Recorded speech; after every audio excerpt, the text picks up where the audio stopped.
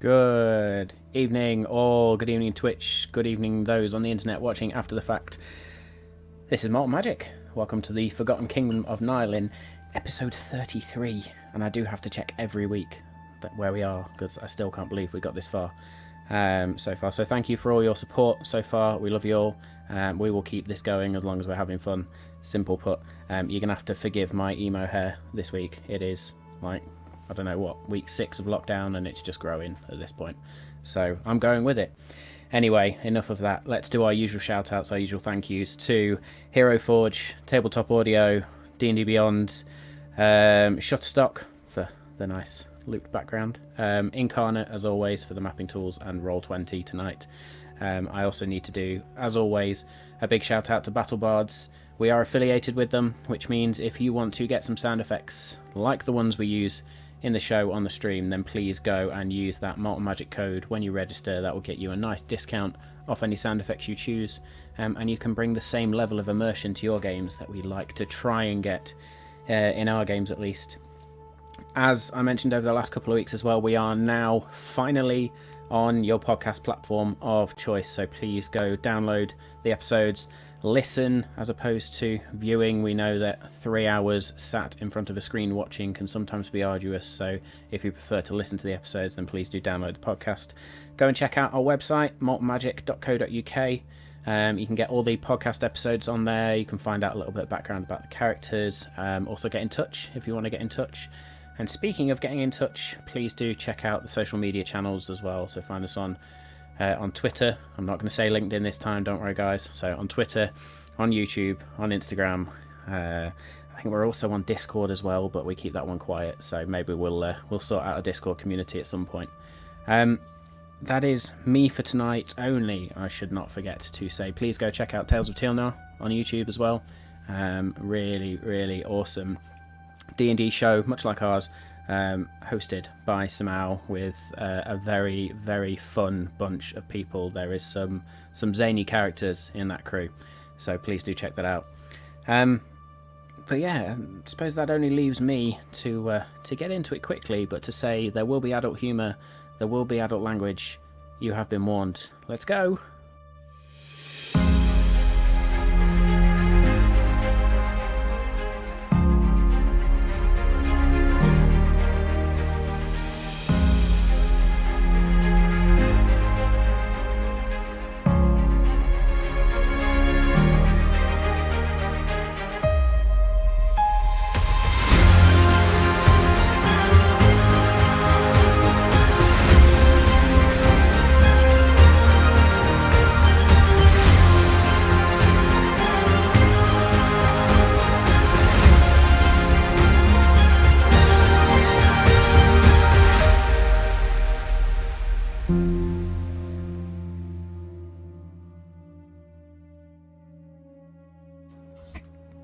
That always gets me pumped.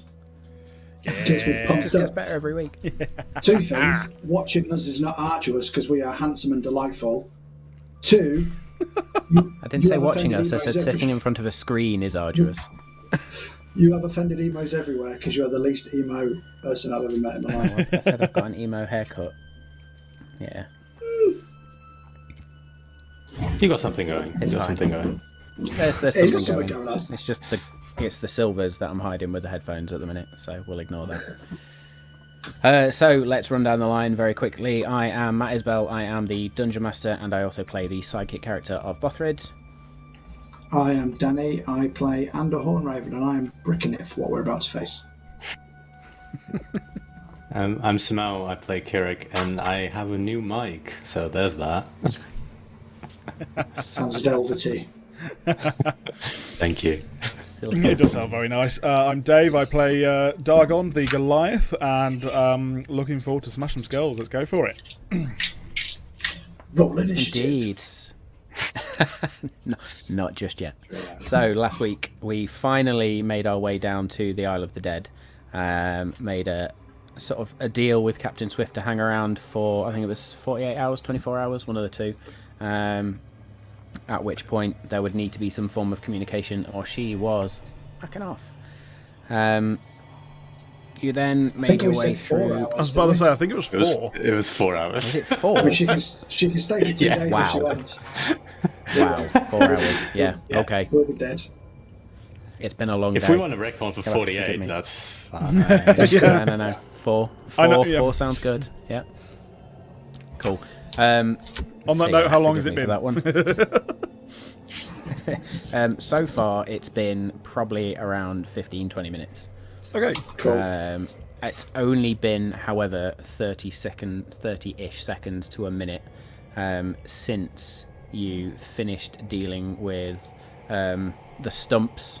I won't refer to what a certain character referred to them last week as. But I finished dealing with these strange arcane stumps in this sort of forest just full of dead trees, and made your way up to the destroyed, is the only way to describe it, castle that was the focal point of your journey onto the island, and from the Winter's Tale down the ropes through the woods. You've been approaching this castle the whole time. Upon getting to the castle walls, you are greeted with these huge, great marble, granite, stone ramparts that have been just obliterated and destroyed. Whether that's time or battle is unclear at this time. And the main gate, which did have a huge, great steel portcullis and 2 big iron-bound wood doors, has just been obliterated as well. And as you approached, there was then the slithering, the snarling sound as 5 ghouls, because we're familiar with ghouls, arose. 5 other creatures with these long whip-like tongues also rose, and then the final one who stepped out of the rubble and rose was a very pale-skinned, almost dead-skinned looking creature with these arcane symbols on its arms and a distinct intelligence behind the, I want to say, cold, dead eyes, but obviously they are alive with this intelligence. And that is where we left it. So, without further ado, roll initiative. Oh, straight in. And using D&D Beyond, I can now see the initiative rolls coming in. So 24 and Can I write in it or not? no, I don't think so. That's fine. So I think Dave and Samara, you're still using physicals, aren't you? Yeah. Yeah, that's cool. So just let me know. 5. 5 for Kirik. That's a great start. Dargon? I rolled another natural 20 for 22. 22. And then let's get my main man, Bothrid, on the go. I know what dice I'm using tonight. Bothrid rolled a 10. Oh, it comes up on my game log as well, so I can see. What was It yours should. You should under? see everybody, all the other characters' rolls. So we've got Dargon with 22, Ander with 24, Bothrid with 10, and Kirik with 5. So Ander, Damn. Dargon, Bothrid, Kirik is the initiative order.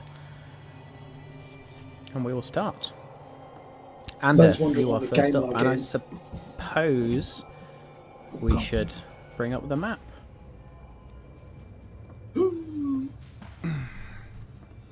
Okay. Fine. So what you It's nothing. It's nothing. Okay. Nothing to see here. Nothing to see here.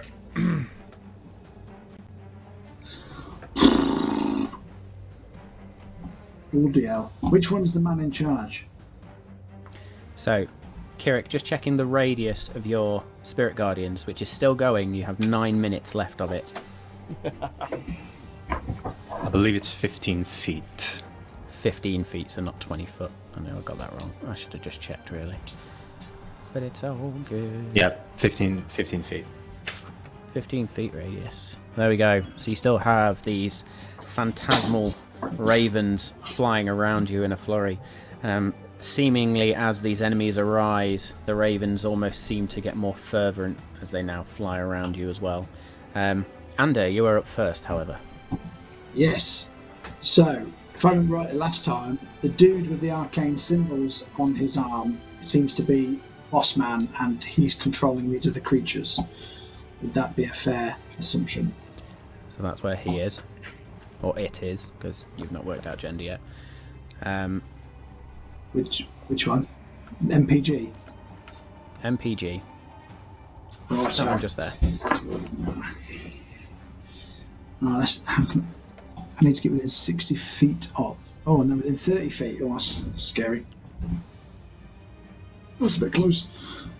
Right, then 15, 20, 25, 30, 35, 40. Did that help you? Thank you. Yeah, so I will move to within 30 feet of him, but moving. So 5, 10, 15, 20, 25, 30. If I move just up 30, he'll still be 35 feet away when he's 65 feet away. 15, 20, 25, 30. Unless I use my. He's now 35 feet away, isn't he? 35, yeah. I could use my bonus action, cunning action to dash to get a little bit closer, couldn't I? Yes. So I'll do that, just to get the extra 5 feet. Nope. Choose the right tool. And there's not a tool. Not yet. I'm sure there are many people in the world of Nylin who think differently. He might be paralysed or dismembered soon, but right. I will, on Big thanks, Boss Pebble. Leader Man, Tabaxi Menace, I Yeah. will cast Suggestion What was that? On- Hang on, what happened then? on the Leader Man. So he has to make a Wisdom 14 saving throw, please. So on what you are considering to be the leader man, a wisdom saving throw. What do you mean considering? Oh, that's filled me with doubt, thanks. Rolls a 17, and I don't know if that pops up in the game log for you. It should do. It's high.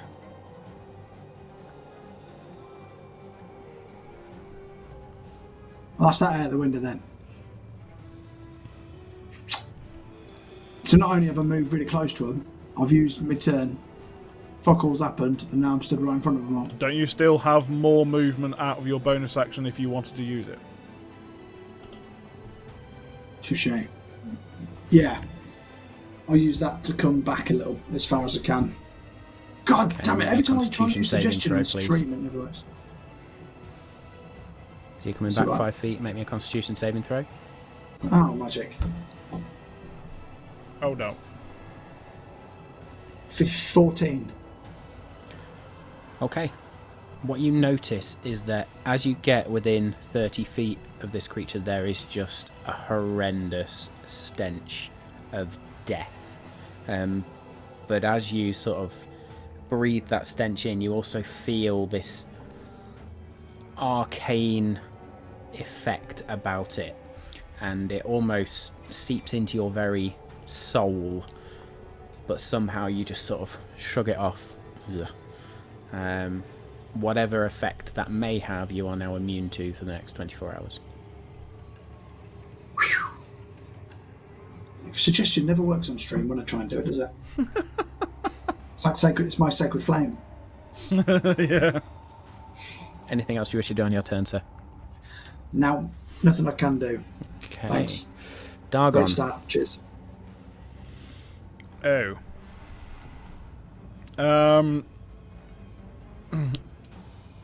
Do we know what the other creatures are apart from the ghouls?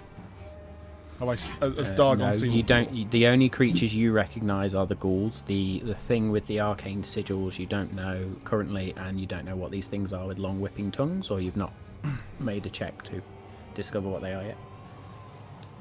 Can I make that check? You can make me a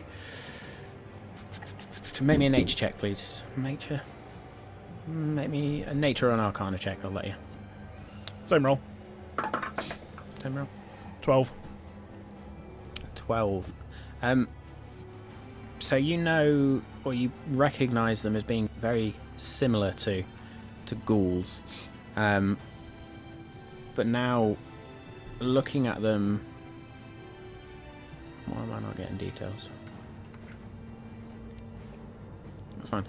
So you now look, and as you look closer, you can see that they are more or less humanoid, much like ghouls, but they have this mottled, decaying flesh that's drawn very tightly across these clearly visible bones underneath. No hair, but very, very sharp teeth, jagged claws, and the eyes are this sort of red, almost like hot coals that burn in these sunken sockets.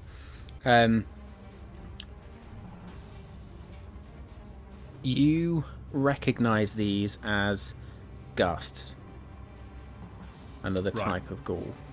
Okay. And you know that, from that check, you know that a claw attack can cause a creature to become paralyzed.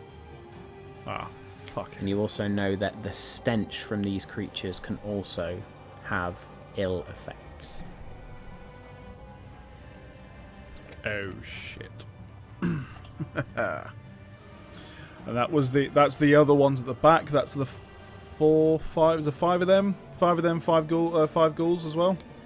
Is that right? 5 ghouls, 5 ghasts, and this thing. This dingleberry. Okay. Dingleberry. Dinglehopper.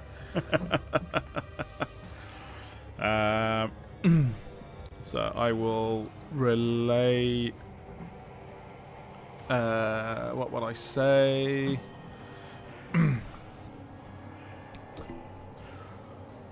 Try and stay away from the from those white-looking buggers. Otherwise, we're all screwed, guys. And I will pull out the blink hand axe. Mm-hmm.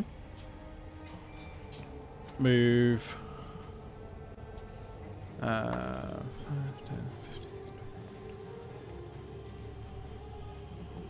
15. Move my full 30 feet up. 5, 10, 15, 20, 25, 30. Hopping over some fallen tree branches. Yeah.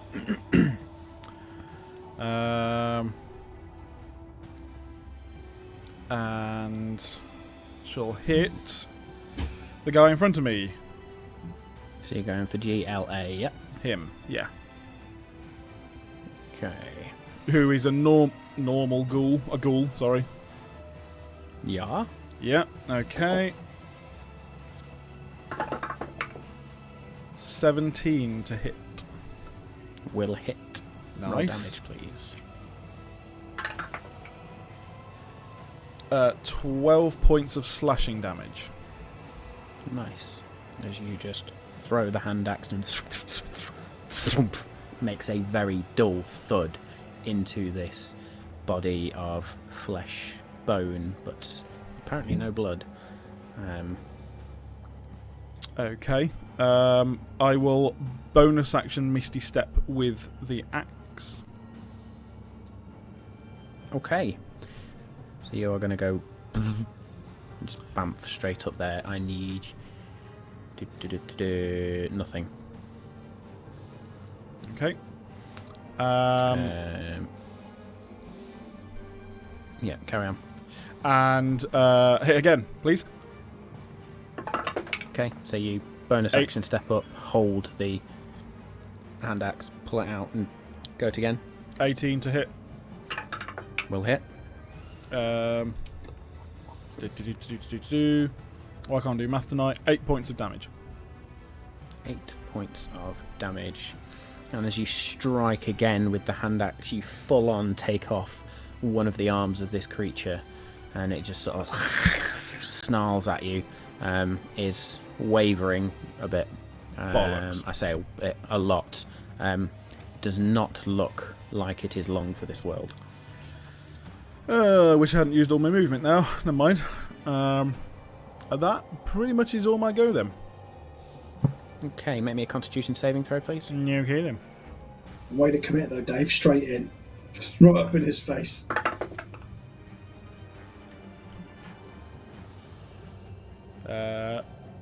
Okay, 23. 23, yeah.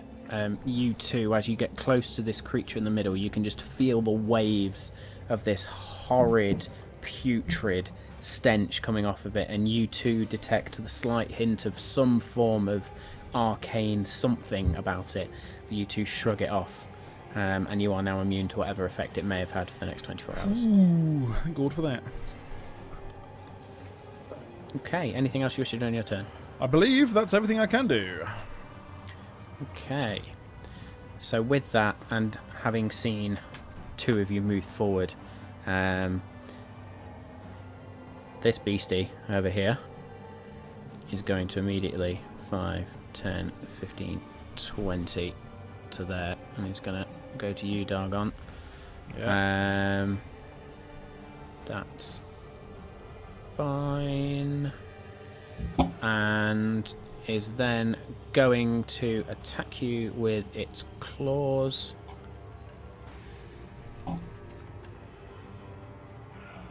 That is going to be a 22 to hit. Hits.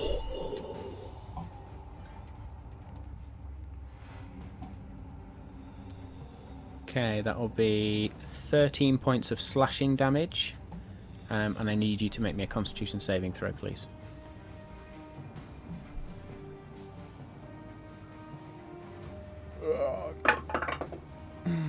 Yeah.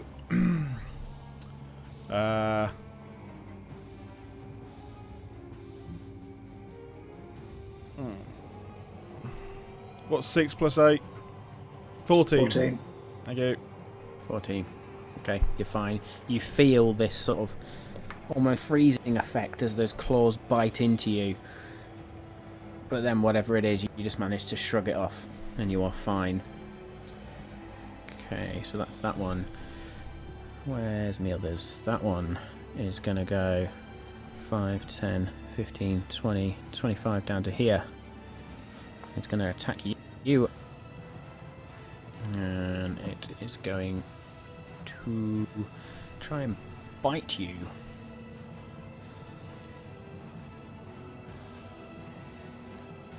That will be a 16 to hit. Danny? Yeah, no, sorry. No. Not done. No. Oh, Oh, good. I was reading my Cool, initiative going, so oh yeah, that's bigger than 6. C. So I just need to, so GC 5, 10, 15, 20, 25, 30. It's just going to get there. And again, it's going to try and claw at you, Dargon. Rolls a natural 1. Hey! You just literally seeing this creature run in, lift the shield up and catch its claws and sort of shove it off a little bit. Gotta try harder than that, sunshine. 5, 10, 15, 20, 25, 30. There, he is going to go 5, 10, 15, 20, 25, 30. That is the Ghasts. So then, as the Ghasts finish, this strange creature with the intelligence behind its eyes rises up further from sort of out of this rubble, and is going to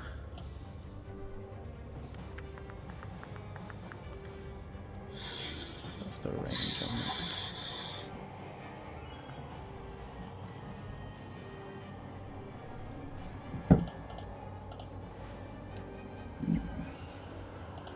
I just realised I was using the wrong tool to zoom in. So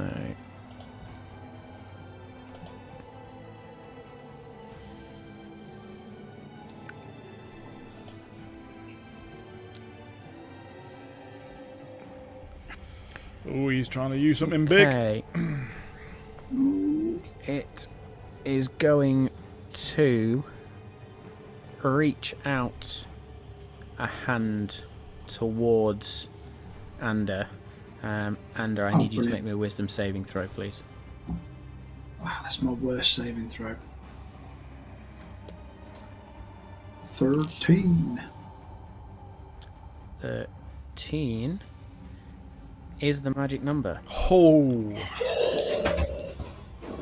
You watch as the arcane symbols on the arm sort of light up, flowing down the arm, and then you see this light out of almost like the fingertips.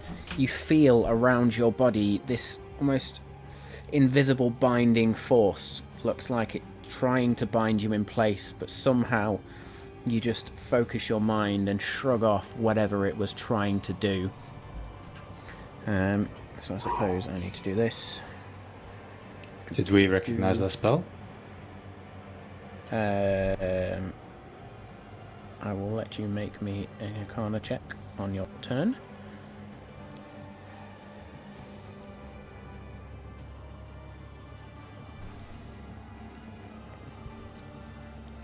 I've got 1 or 2 people around me, Mark guys. them It's going well. Stay away from them, all right? Don't have them bunch up against you. It's a bad plan.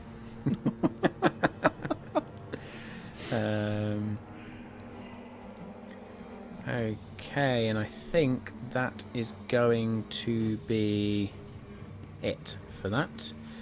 Then we're over to Bothrid. Let's see what Bothrid's got left. He is not going to wild shape this time, but is going to rage. So you just see him again equipped with that double-bladed quarterstaff made from the Chimera's ram's horn. He takes that out, and you just hear this, and he is then going to run. When you pull the right tool up, 5, 10, 15, 20, 25, 30, 35. Okay, it's going to go 40 to there. He's going to then try and swing at GTB for 27. I think that might hit. He's then going to do 9 points of damage to GTB. He's going to use his bonus action to swing again.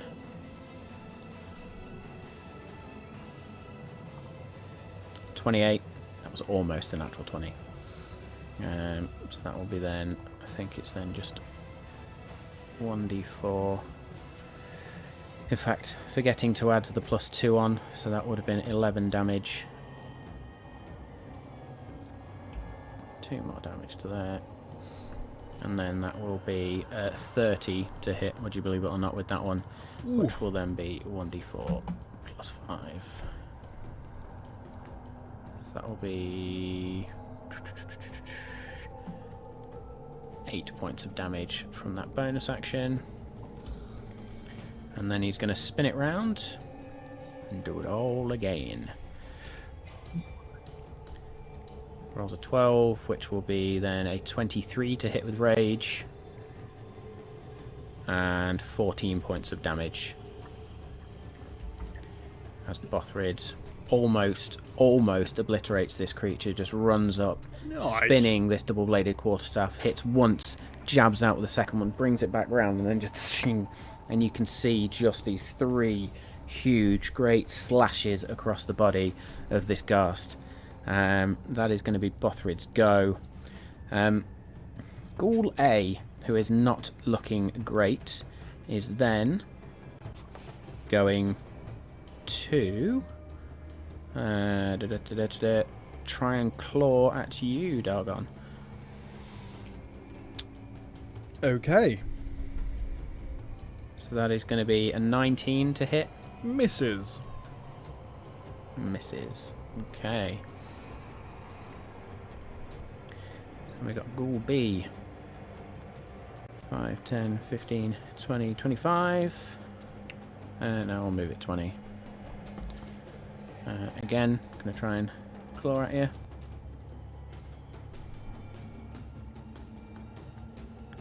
That's going to be 10, so that'll miss. Where's C? C is going to go 5, 10, 15, 20, 25, 30 down to there. Gonna try and claw at you, Ander. No. That will be a 13 to hit. going to miss. Ghoul D. 5, 10, 15, 20, 25, 30 to there. And then Ghoul E is also going to try and swarm in. So 5, 10, 15, 20, 25, 30 to there. Cool. Kirik. Boy. Well, I'm going to move 30 feet north. Let me see what that gets me.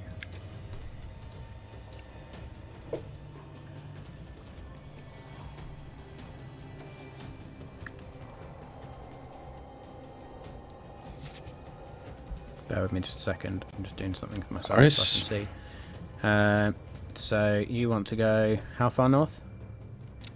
My full 30 feet, if possible. 20, 25, 30 will get you to there. Not ideal, but also not the worst. So I will stay there, and I will kind of, seeing that I'm right next to the other two guys, I'll reach out from my pocket and then open my hand, throw a raven's feather 5 feet east of Dargon as I cast spiritual weapon. Spiritual weapon. Let's get some sound effects going.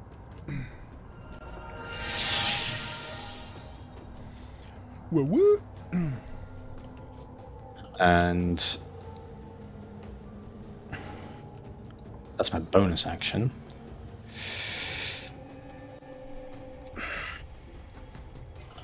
So there's your spiritual weapon. Literally just a random token off board of Roll20, but it'll do.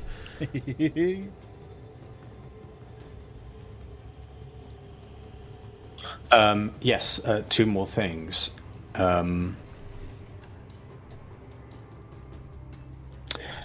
First one would be, did I recognize the spell that was cast by the individual? Make me an Arcana check quickly, please. 18. You do recognise it, and you feel the sort of, you feel the familiarity of that spell as it tries to sort of envelop Ander, and you recognise it as the whole person spell. Whole person. Oh dear, oh dear, oh dear, oh dear. I'm not going to play whole person here. Let's see. Would I also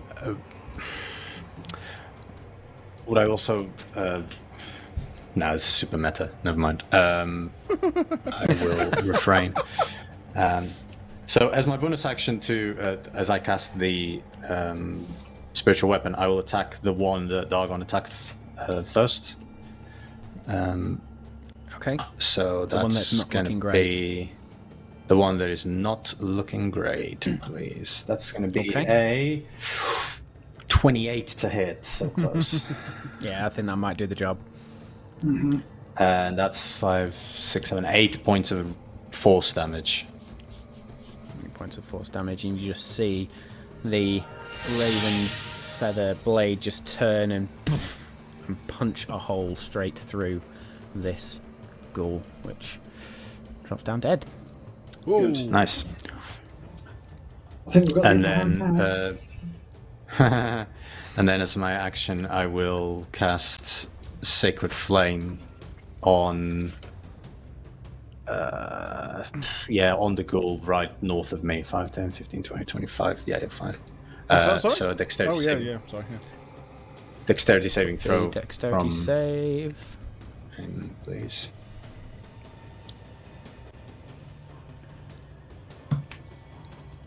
14. Hey, misses. 5, 6, 7. 7 plus 5 is 12. 12 points of radiant. 12 points of radiant damage as this black flame just erupts around the ghoul, and you can see bits of the flesh just licking away and almost melting as bits of bone and a chard are just left behind. Still standing, looking somewhat burnt and partially destroyed, but Is that still there. Ghoul B in front of your spiritual Ghoul weapon? B, was it? yeah. Yeah. that was the Yeah. plan. So yeah, that's my turn. I will kind of just keep an eye on everything as much as possible. Okay. Back up to the top. Ander. So, I am going to use my cunning action to disengage, and I will move down and left towards the trees, please. 5, 10, 30 feet. 15, What? 20, 25, 30. Yep. So you're going to go slightly off there. Oh, sorry. Oh, hang on, I went too far, didn't I? Did you not want to go 30? Just dashes off the map. 25, 20. Ah! Bye, guys. Nope. 5, 10, Nope. 15. 20 will put because you I want there. to Nope, be- nope, nope, nope, nope, nope, nope, nope. 5, 10, 15, 20, 25, 30, 35, 40, 45, 50. No, but there, back to where I was fine. Yeah, the 20 feet movement. 20 feet, so sorry. Yeah. 10, And then I 20 will will put you there. take a little orange ball off of my necklace. Oh, there it is. And, Fuck are you Here going we to go. throw this? mate, that's why I've been concentrating. I've been doing fucking counting all the squares. I think it's Ghast. Is it Ghast B next to the in between the rock and the woods? And the wood. That's gas G- D there. Oh, Ghoul GT D, sorry. Oh no, sorry, gas D. Yeah, GTD Yeah. there. the one top right of him. So 2 o'clock or 1 o'clock. That square. Do you see what I mean? There. So if it's a 20-foot radius, Nice. 5, 10, 15, 20, that should get... Oh, it's going to miss MPG, though. If we go up 1, 5, 10, 15, Well, let's do it. Let's see if Get- I can draw this. See if we can get this going. Yeah, it's You know what? it's gonna be I hard. have to say, Kevin, and obviously, you know, it's brilliant. Getting rid of that middle guy changed what I was going to do. Were you gonna Thunderwave? I was going to Thunderwave. I was Of like, course. excuse me, guys, can you get back a bit? Yeah. Yeah, I reckon. So you want Oh, that. that's even... That's 10. Sorry, that's 5-foot radius. Yeah, Yeah. it's 20-foot radius. Oh, shit the bed. That gets it down to GTE. 10, 15. Yeah. So that should, It should be a get- 20-foot radius. DD, ED.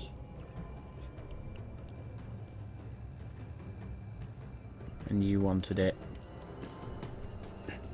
Fuck me, somewhere up there. It's bigger than that. It's bigger than Kirik's. Yeah, sorry, I'm using the square of that. So can I put a radius of border around this? Oh, I see. I see. Yeah, I can see it now. I don't It's know if I basically can put a 5 more border feet around each it. side. Yeah. That's amazing. So See that's... if that does anything. No, that just changed the colour of the fucking thing. It's funky. We're watching Fireball in slow mo as it changes colour. Yeah. Right, ignore me. It's like a Michael Bay movie. You better start rolling some dice then, Danny. Seeing an X-Men Apocalypse, Right. Quicksilver just taking everyone out of the house. 10, Oh my goodness me. so 5, 10, 15, one more. 20. You can actually see the hole there. So there you go. That's what she said. Almost. Looks like my ass after a Why is that? curry. Bollocks, why is that clipping to the centre? That'll do. That's getting the That'll do. people I want to get. It's going to get Dex it's 15. going to get GLD as well, isn't it? Though, because it's Yeah, just it's got Yeah, to so get that'll get GLD, GLD, GTE. GTE, GLB, and I think that was all that was behind it. yeah, it's 4 of them. Aye. Yeah, it's the 4 of them. Dex 15, please, if you don't mind. Or So Definitely Dex score lower than 15. So what? I was about to say would lower than that, if you don't GTE mind. And GTD. So let's do the GTs first. Bum-ba-dum. Dex. I would have pressed bar fire. GTD gets a natural 20. How convenient. How, I'm not quite sure, because it's right next to the fucking thing. GTE Just goes back gets an underground. unnatural 20.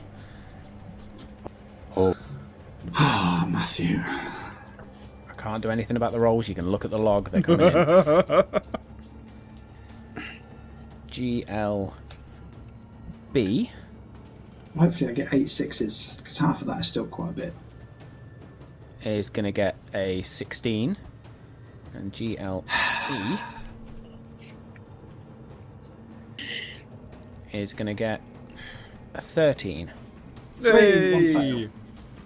So There one you go. failure. So GLE fails. Or GLD, sorry, fails. The one furthest away. This Ironically. motherfucker right down here. Right, Oh, he's getting fingers blessed. crossed. Oh, that's a shit roll. There's too many ones in there. 27 damage. Or So GLE is going to 13 take, or for GLD those is going that to take the saved. full brunt of that. And as the fireball explodes out,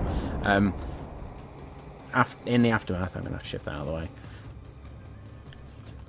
GLD, Gone. just see nothing left. See I'm ya. going to delete that now because we don't need it. So, and the rest took 13, yes? Aye. 14 if we 14. round up. 14 'cause we Okay. round up. Yep, I was just double checking that. Sorry, Tasha, we round up. So Fuck GLB, your rules. 14 points of damage. GLB is gone. Wow. And then GTD and GTE. 14 points of damage. 14 points of damage. They are looking charred, but okay. You are somehow amazed at the fact that GTD is even still there, considering this little spell literally exploded next to it. I'm tempted, just because of the mechanic of that, and I don't like it. I'm going to give it disadvantage. Okay, it rolled a 21 with the second roll, so yeah, it still saves. Can't do anything about those rolls. Nope. Dem's the brakes. I was going to say, tried to give you an out there, Danny, didn't work. Right, anything else you wish to do, sir? Move further away again with the rest of me 10 feet. Okay, so you're going to go 5, 10 all the way down to here? Yep. Cool. Dargon. Having just watched a couple get singed, a couple get totally obliterated, the one that was like immediately to the north of you is just ash on the I floor. was say, I'm feeling a tad warm at the moment, I'm guessing. Woo. Felt a little bit of heat off that, yeah. Damn. Your kilt's on fire. Yeah. Bonus action, put it out now.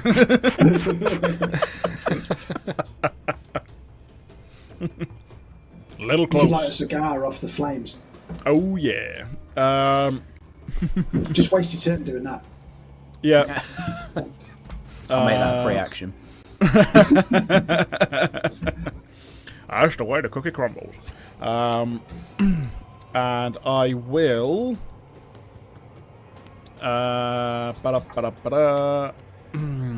Do-do-do.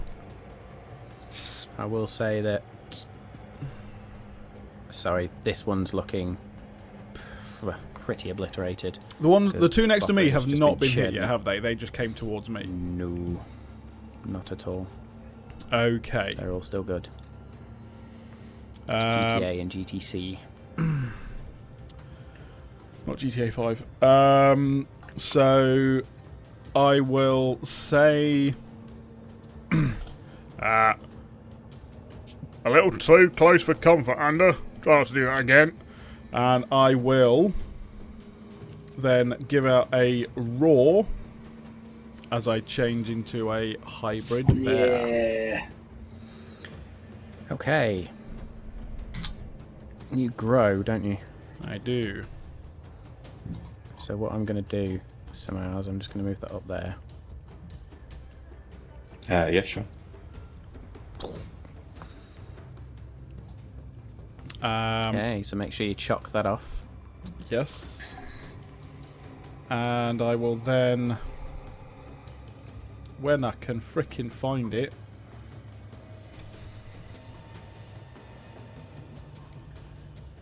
I will action surge. Action surge. It's putting a weapon away. Free action, bonus action, can't remember. If you're just putting it away and not getting anything else out, I'll say Yeah. that's a free action. If you are putting it away and getting something else out, that's going to take you bonus Yeah, action. I'm literally just putting the blink handbacks back in my belt. Yeah. So I'll just say through, ready to go. And I will take 2 claw attacks at GTA. Okay. Which will be 2 attacks. So that will be the 19 and Sorry, 16. before you do that, make me a quick Constitution saving throw. Okay.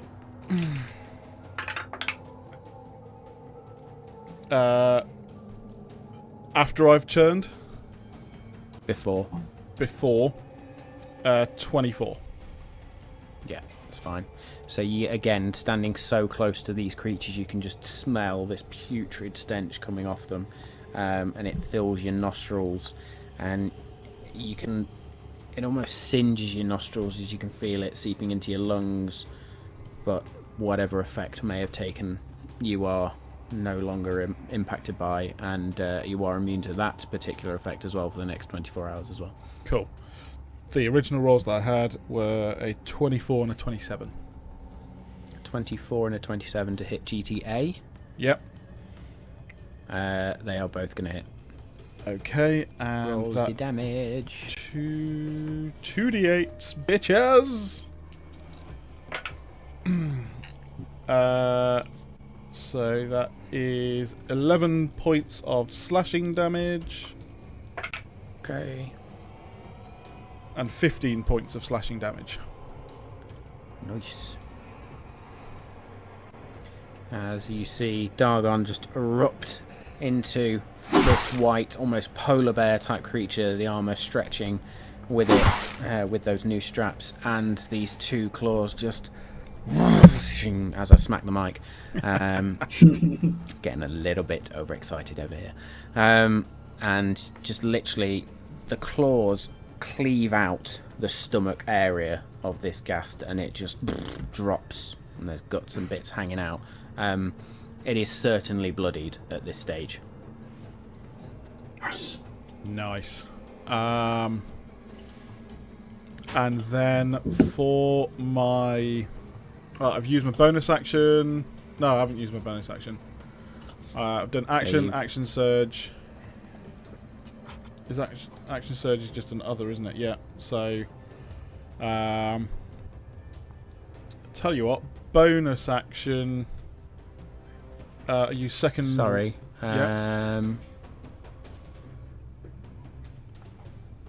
Your change would be your bonus action. Oh, really? Not an action? I thought it was an action. You are also able to make a partial transformation to a hybrid humanoid form once a day, granting you resistance, blah blah blah blah. And a bonus, you are able to shift back and forth using a bonus action. Oh, cool. Sorry, I thought it was a full action. My bad. So okay. Remove your action surge unless you now want to use that. Yeah. Okay, I'll roll again if you don't mind. 2 more claw attacks coming in. Yeah, that one didn't. That one did. They are terrible rolls. So 11 to hit on the first one. 11 to hit on the first one on GTA will miss. And 15 on the second. The second one will hit. So as you come in again with 2 more claw attacks, the Ghast is actually sort of bent down and is trying to scoop its guts up a bit, which means the first claw goes across top of its head and it then stands up as you then come back, catch it straight in the face. And that is 9 points of slashing damage. And with that, the claws just... You take off eyes, flesh, you expose half of what was the brain is now just a shriveled up husk. And take half the face off. Somehow this thing is still standing, but is holding onto the last thread of life it possibly has. That will be your turn. And it is then the Ghast's... Hang on a minute, because I've still got movement, is that right? You have still got movement, yeah. So... balls.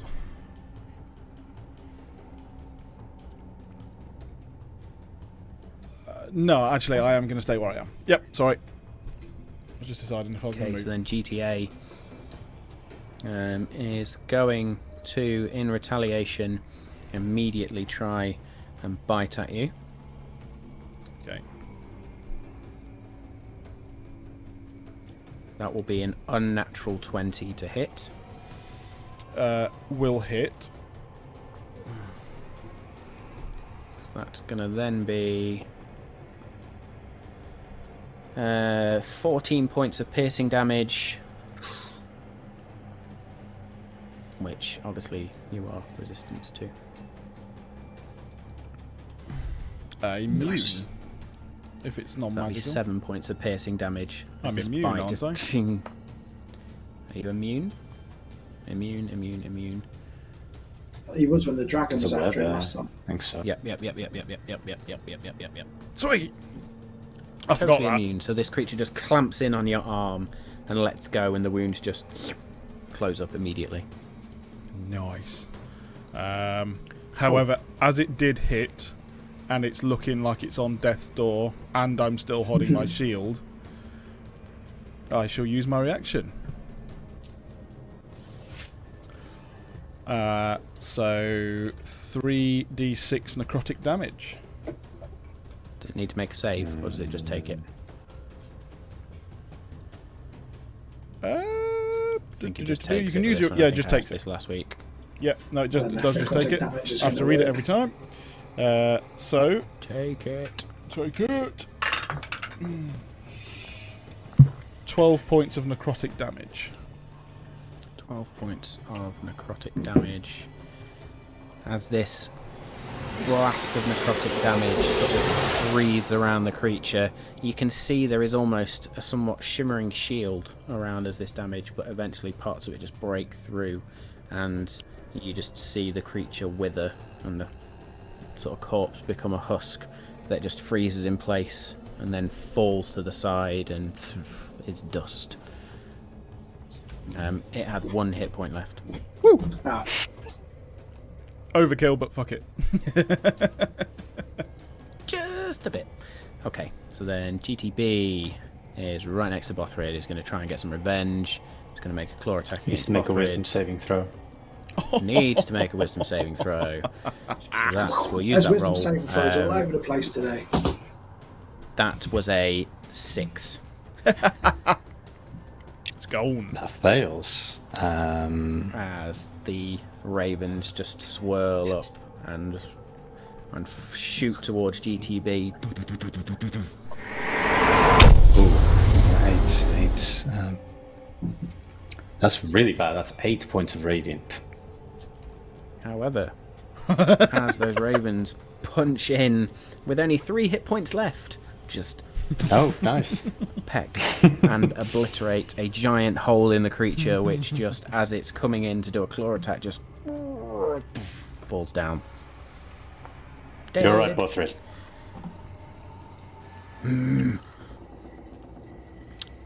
GTC, being right next to Dargon, is now going to attempt a claw attack.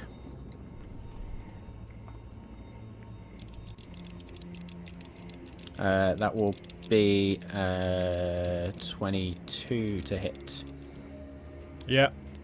So I'm not going to bother doing the slashing damage because you're immune, but please make me a Constitution saving throw. Cool. So. 15. Yeah, that's fine. So again, as the claws bite in, you can feel this almost sort of like cold energy sap around your new bear form, but you just shrug it off. And as the claws are then withdrawn, all the wounds close up.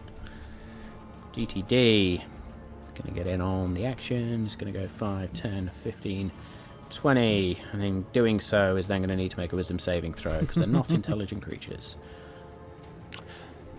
Their movement halved when they enter the Spirit Guardians. Interesting. So totally fucked. Where was that? That was up here. So 5. Yeah, that's all its movement gone. Rolled a 14 on the wisdom saving throw. Misses. Fail. See ya. So again, the raven swirls. 17 points. 17 points of damage as the raven is just and bits of flesh, guts, bone, even the eye, part of this whip-like tongue are just obliterated off. And It's like the this flying creature is keys in left Harry just Potter, sort of- isn't it? It's smacking against the door. Like, Absolutely. And this creature is left in pieces, but still somehow in enough form to try and claw at Bothrid.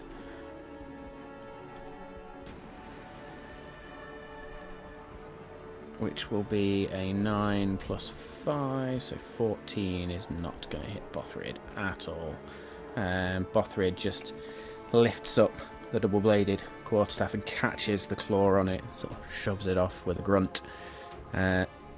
GTE is going to go 5, 10, 15, 20, 25. And it's just going to stop there. Wisdom saving throw. That one's going to save because that is an 18. Half damage? Yeah. 15 points is what I rolled. Jesus. So that's 8 points of damage. As again, the ravens just and obliterate parts of this creature again. It is bloodied, but not as sort of on death's door as the rest of them. It is then going to make a claw attack against Bothrid. Okay, that one is going to hit, so that will be 18, 23. Excuse me, 23. That's going to be 2d6 plus 3 slashing damage, so 7, 10 slashing damage reduced to 5 because Bothrid is raging. So 5 slashing damage. Bothrid needs to make a Constitution saving throw, which he absolutely smashes, and is fine. Okay, over to our arcanely tattooed friend.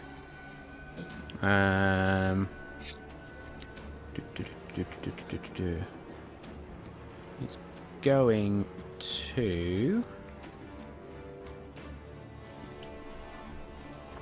It's alright, the tooltip's not showing up for some reason on D&D Beyond, so I just need to look at the spell.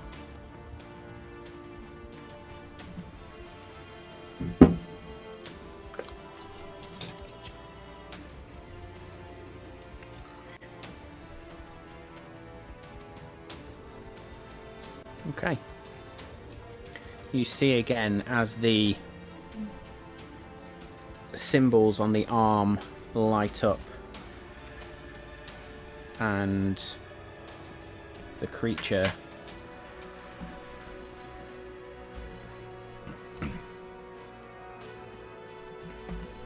disappears. Oh, shit. Bollocks.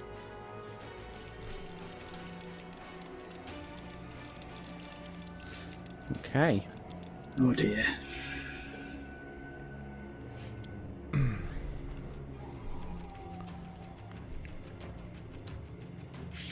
Does it look like it was leaving out of strategy or bugging out?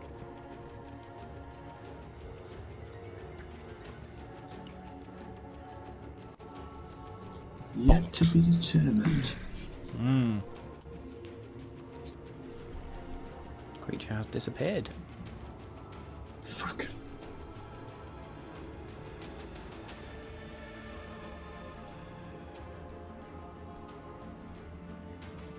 Okay.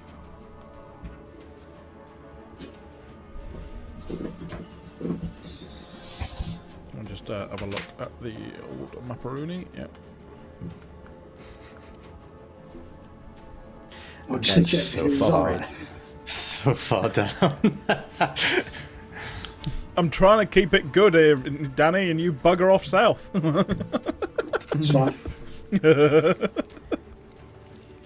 So Bothrid at this point, being surrounded by GTE and GTD, is simply going to do... Let's have a look. Is going to slash at GTD first, which will be 12, 13, 14.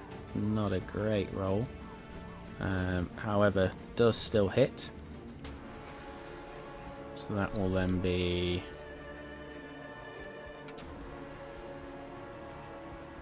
10 points of damage as Bothrid just swings this double-bladed quarterstaff around and bisects GTD in half. So GTD is out. It's then going to use his bonus action to stab back towards GTE. So it's going to try and hit with that. Bum, ba-dum, ba-dum.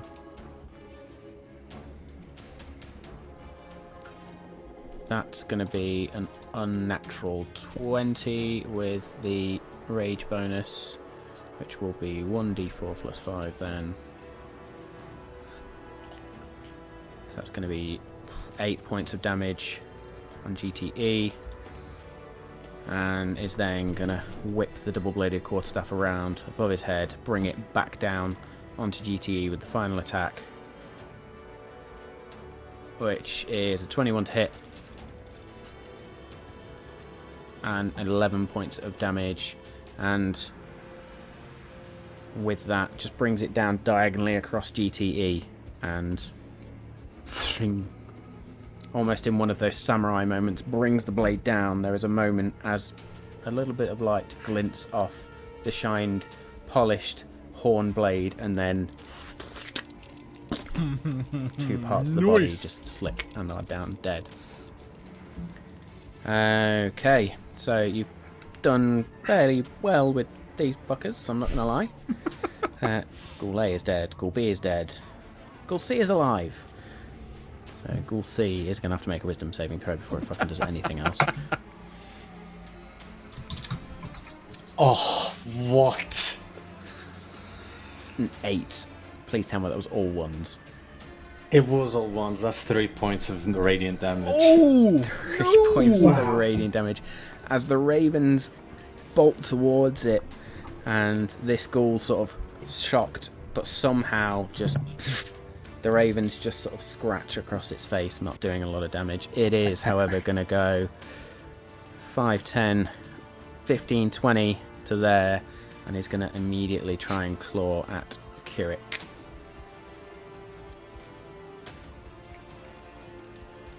For a 17 to hit. Misses. It's definitely gonna miss. I will use the Ghoul reaction E. of. I'll use the reaction of my shield to cast a wave of necrotic energy towards it. So it needs to make a. Oh, it's going to take 2d10 necrotic anyway. Because it's a reaction. just 11, straight away. 11 points of necrotic. So again, you see this sort of shimmering field around the ghoul as this necrotic energy. And in fact, no, you don't. It's going to take all of that. 11 points of necrotic energy. So you see And he parts needs to of make the a flesh begin to dust. needs to make a wisdom saving throw. Another wisdom saving throw. 8. It is afraid of me. It is all of a sudden, it steps up. As it steps up and does this, and now this again, these black flames almost erupt around it. You see its eyes go wide, and it sort of leans back a little bit. Over to Ghoul E. It's going to go 5, 10, 15, 20, 25, 30 to there. And he's going to try and claw at Dargon, because these creatures haven't got a fucking clue. That will be a 17 to hit. It's going to miss. Just Kirik. misses.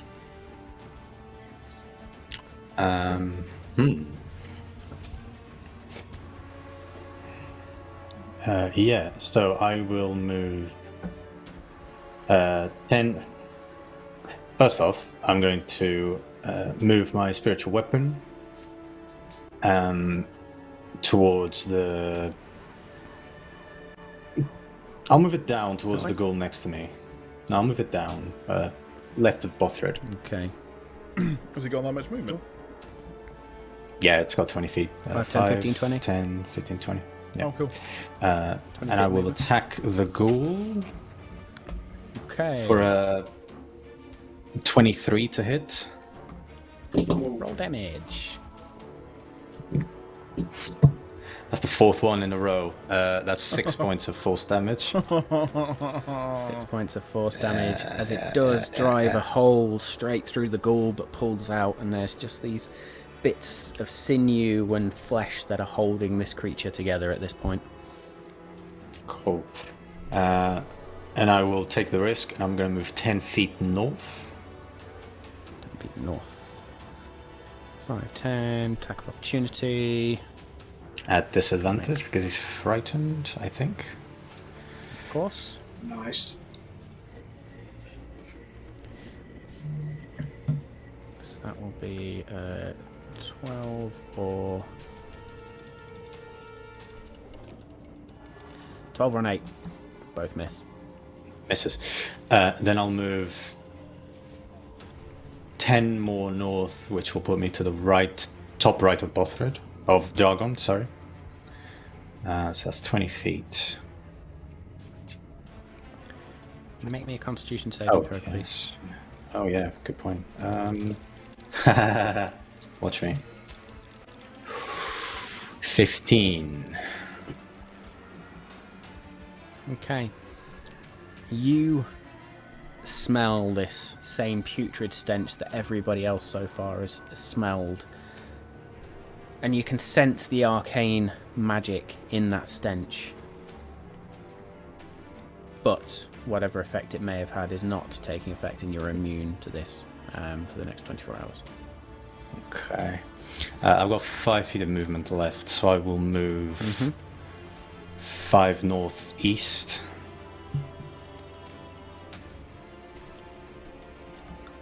Yeah. And I'm going to hold my action to cast Sacred Flame in case I see the other arcane dude showing up. Yep.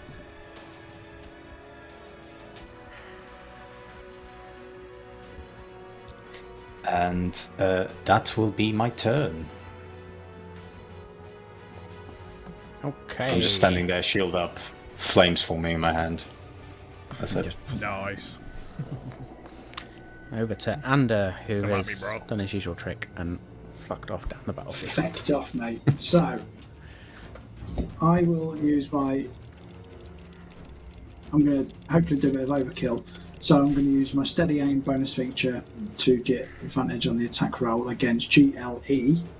And I will attack him with my oath bow, seeing that Dagon is... I know he can hold his own, but he's got 2 around him, so he's obviously at the most disadvantage. So you So stand that dead is a- still, take an arrow. With a 20 to hit. Natural or unnatural? Unnatural. Unnatural 20. It's going to hit. With Roll the damage. 10 piercing damage, 10 piercing damage. and I get to roll my sneak attack. Ah, that's a shit roll. Another 10. Another 10. So this arrow just punches a hole straight through. A small hole, but punches a hole straight through one of the shoulders of GLE, and you can see the arm fall limp at its side. Amongst all the other damage that this thing has taken, it is barely hanging on. That's me. Nothing else I can do, so I can't move because of who's steady aim. Cool. Doggone. Hey, that one was mine. Comes out in this strange welcome. growl, deep bear form. And claw attack at GLE. Yep.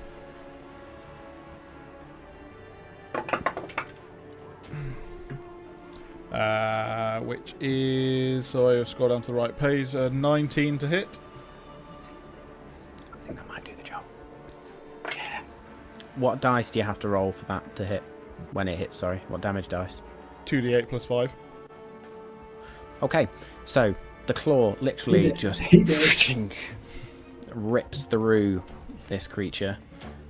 Because even with the lowest roll possible, you were going to kill that. And you just take a whole handful of guts and gore as GLE slumps to the floor. And my second attack to GTC then, please. Okay. You then slightly turn and oof. 18 plus 8, 26 to hit. Gonna hit.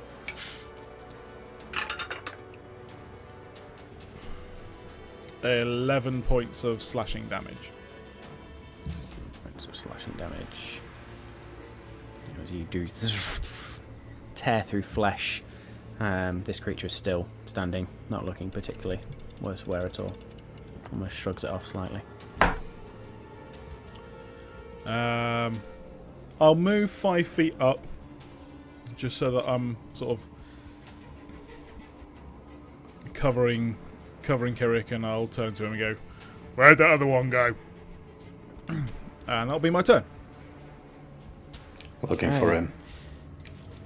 GTC, knowing that it's not doing much damage on you, they may be stupid, they're not that stupid, is now going to go 5, 10, Is it 15, 20, start its turn 25, inside 30. the spiritual? It's That's it fine. needs to make a wisdom saving throw, but it's its movement. Yeah, sorry. I didn't know which way I was going. I guess it's 6. Misses. That's 10 points of radiant. 10 points of radiant damage as the ravens, as it's running and slowed down by these ravens, just buffeting it, takes the damage as the ravens tear at flesh. This is now considered bloodied. However, it's then going to claw at Kirik. Or attempt to, at least. Oh, I'm so close to being a 19. Instead, it is an 8, which will be a 13 to hit. No, it's Misses. going to do the job. Cool. So that's GTC. Everything else is dead. Okay. So.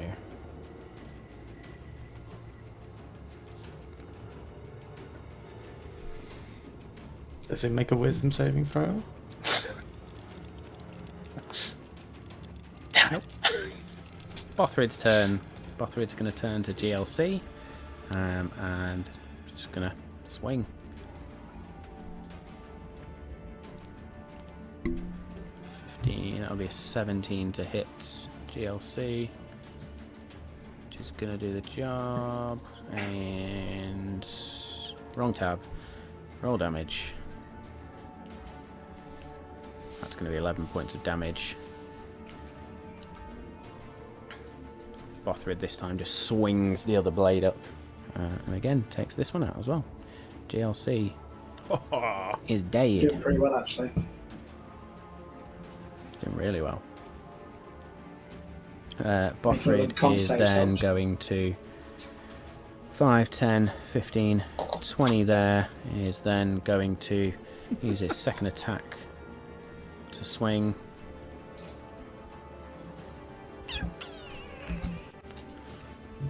That's going to be a 25 to hit. I think that might hit. 13 points of damage. And is then going to use the bonus action to swing again.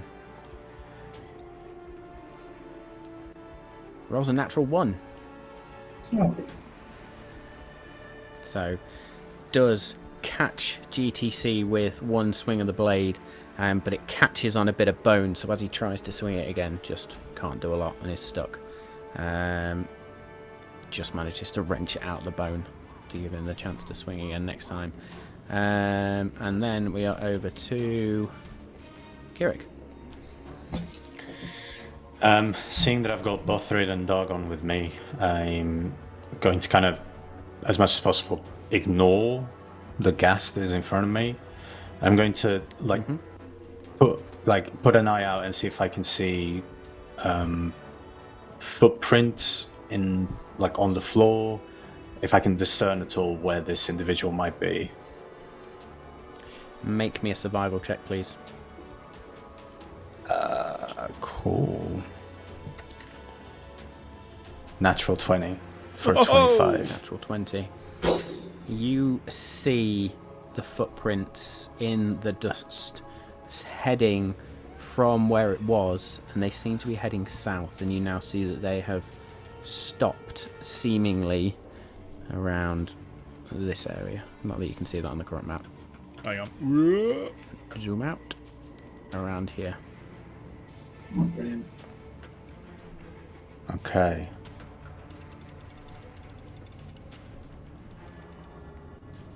So can you mark that again? Sorry. There. Really cheeky. I want to move my spiritual weapon next to that and try to swing at it. Yes. Okay. Nice. It's going to be a disadvantage. To there. Yeah, disadvantage swing, please. Ew. It's +9, so 14? 14 will just hit. Oh, that is doing so. next level shit. That's a 9 points of damage. 9 points of damage. As your spiritual weapon, you having tracked the footprints, just catches the side of this creature. And it snarls. Haha. Oh, Kirik. I'm gonna look at, look at Ander and shout, "That should help!" And I'm going to then 5, 10, 15, 20, 25, 30. He's 35 feet away. I'm going to try and hit it with a Sacred Flame as well. Just shoot it out afterwards. So that's a Dex saving throw. Dex saving throw.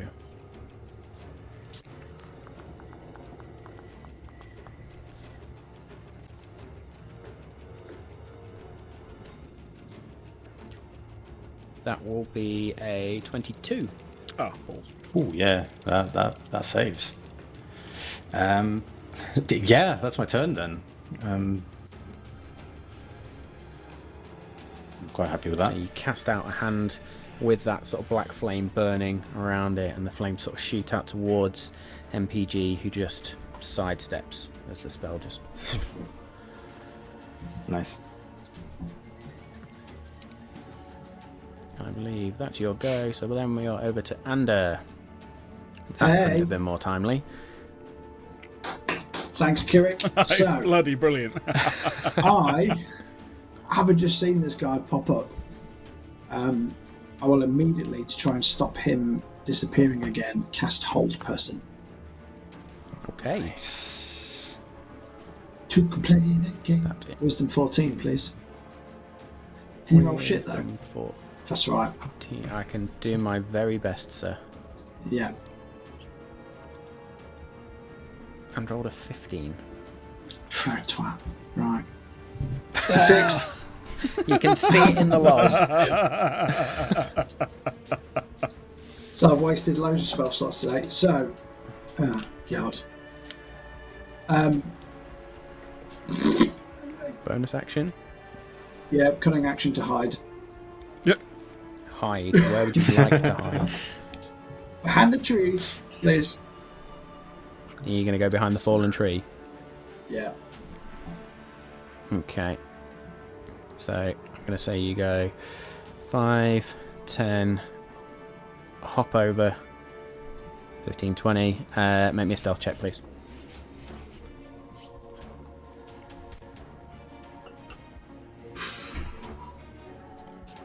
Jesus. How much? 24, rolled 2 16s, didn't I? Woo-wee.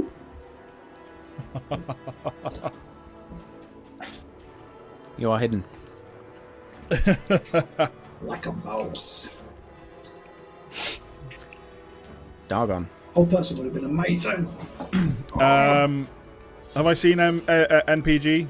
Do I know him? Do I understand from what the other guys have been saying? Make me a perception check, please. Can you smell him? Oh, yeah, it's a very good point. I do actually have advantage on smelling perception.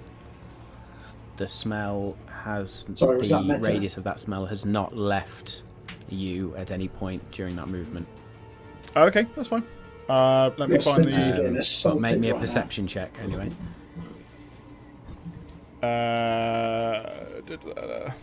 Werebear stats, yeah. Yeah. That is a hybrid form, so yeah. 9. A 9. You do not notice where this creature has appeared. I There's a lot of smells coming at you right now. I shall wail on GTC then. Okay. Roll to hit, please. now. He's dead. 16 plus 8, 24. 16. You just, I'm going to say, in a single movement with both claws, just and rip this thing apart. Nice.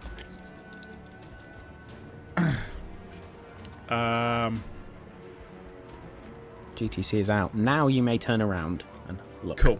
I then turn around and go, what the fuck?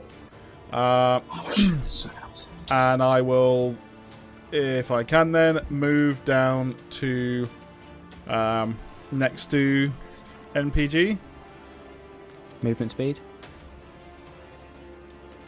40 feet in bear or hybrid form. 5, 10, 15, 20 will get you there. Lovely. So that'll be 1. Is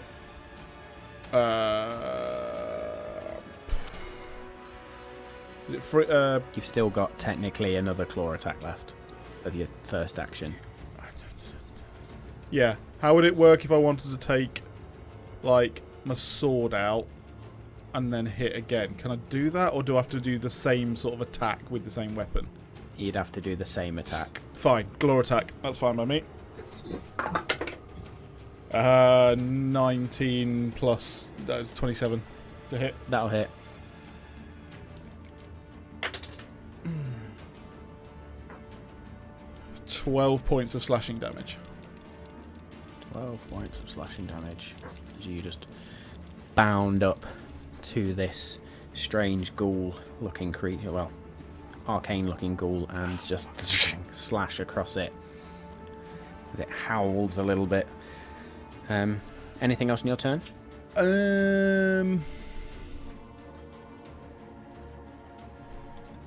No. I'm good. Okay, it is then going to turn at you.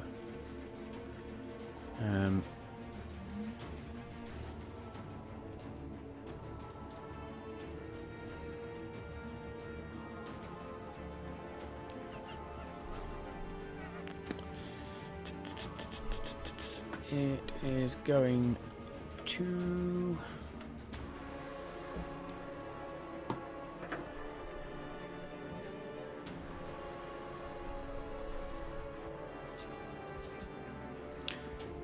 reach out a hand, and as it does, again, the arcane symbols glow, and then just this puff of noxious gas expands from the palm.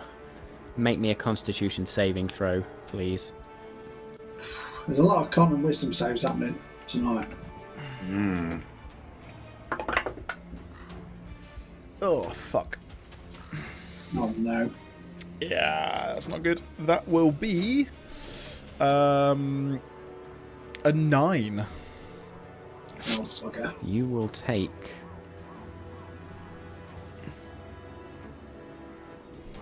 Shit in the woods. You take 7 points of poison damage. Not too bad. And it is then going to... Can you take the risk? No, it's not. It's going to stand its ground. He's a cocky bug, isn't he?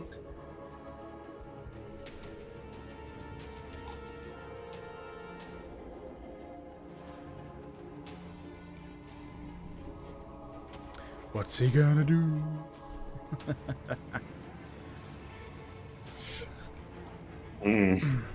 What is he gonna do? Okay. Bothrid's turn. Seeing this, Bothrid is going to go 5, 10, 15, 20, 25 down to there. And here it comes. Hopefully, 3 attacks. Oh, Come on, my friend. Fucking hell, that was a 15 with the first one, which will still hit. There we go. So, immediately takes 12 points of slashing damage. Bonus action to hit again. Natural 20. ooh! So it's going to be 2d4. That would have been 4d4 if it had been on the actual roll, but oh well. So that was, fuck me, I rolled 2 ones. So that will be 7 points of damage from the bonus attack, and is then going to bring round the final swipe of his 3, 4. Give me another natural 20, go on. 22, 24 indeed to the hit. So that will then be 11 points of slashing damage. As Bothrid just in 3 quick swipes, sort of zing, zing, zing. The rags that this creature wearing just sliced, and its grotesque, dead, naked body just covered in these arcane symbols now. You can see it torn and ripped in places from these slashes. It is definitely bleeding, definitely not looking good. And then we are around, I believe, to Kirik. Fuck him up.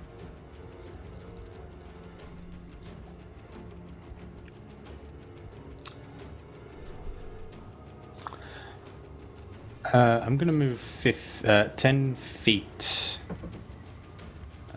southeast.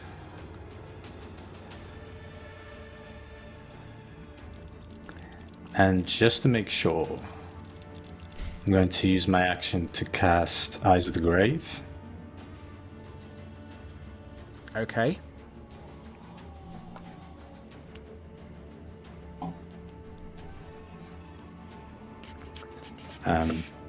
So any undead within 60 feet should light up like a Christmas tree.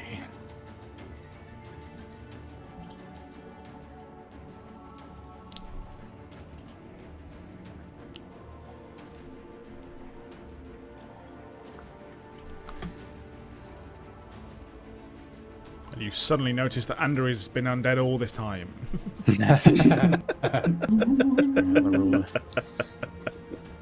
Where's 60 feet? His ex-wives did kill him.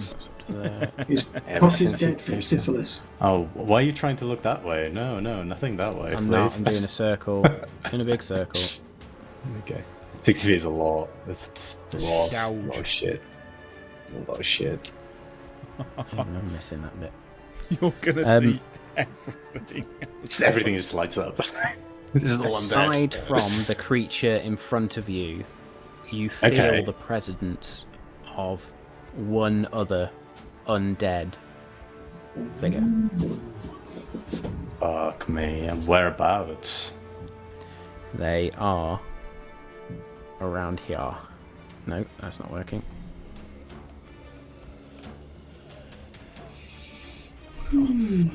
Shit. I'm sure he's friendly. It'll be fine. Oh no. That's put me really, really aback. Okay, so with that in mind, I will use my bonus action to spiritual weapon that guy. Since he's an undead, Weapon, he just RPG. needs to fucking go. 15 to hit. You need to fucking die. That will hit. Oh, cocked. Nice. 11 points of force damage. Oh, almost put 141 in there. That's not going to do the job.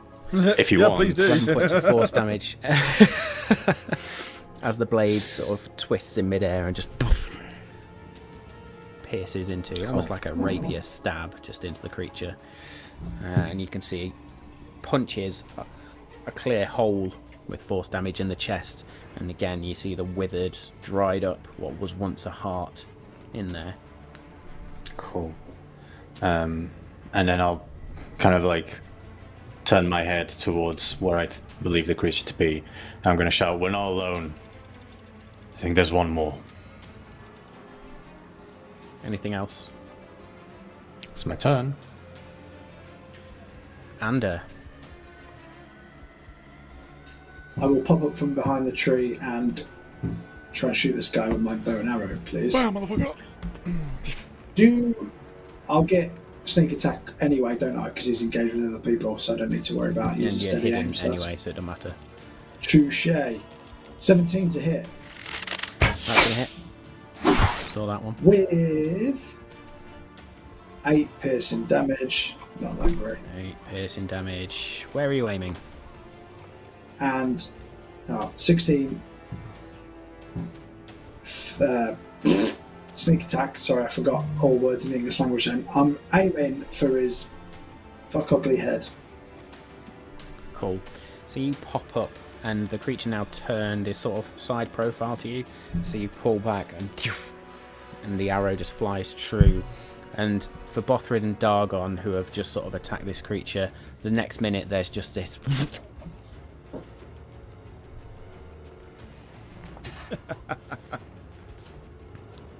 As MPG is gone. And we are out of combat.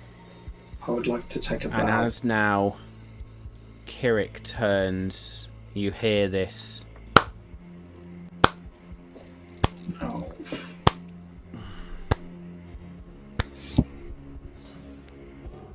As a figure in very fine looking clothes, leather trousers, a very ornate looking leather coat, cotton shirts, long blonde hair, very angular features, slightly pointed ears, emerges out of the shadows. Very well What is he done, doing here? my friends. Very well done.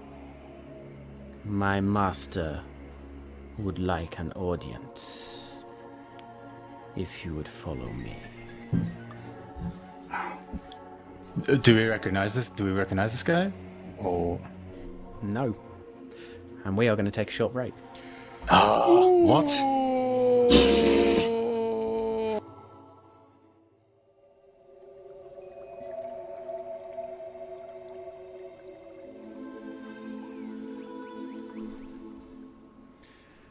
Hi all. Welcome back. Hey.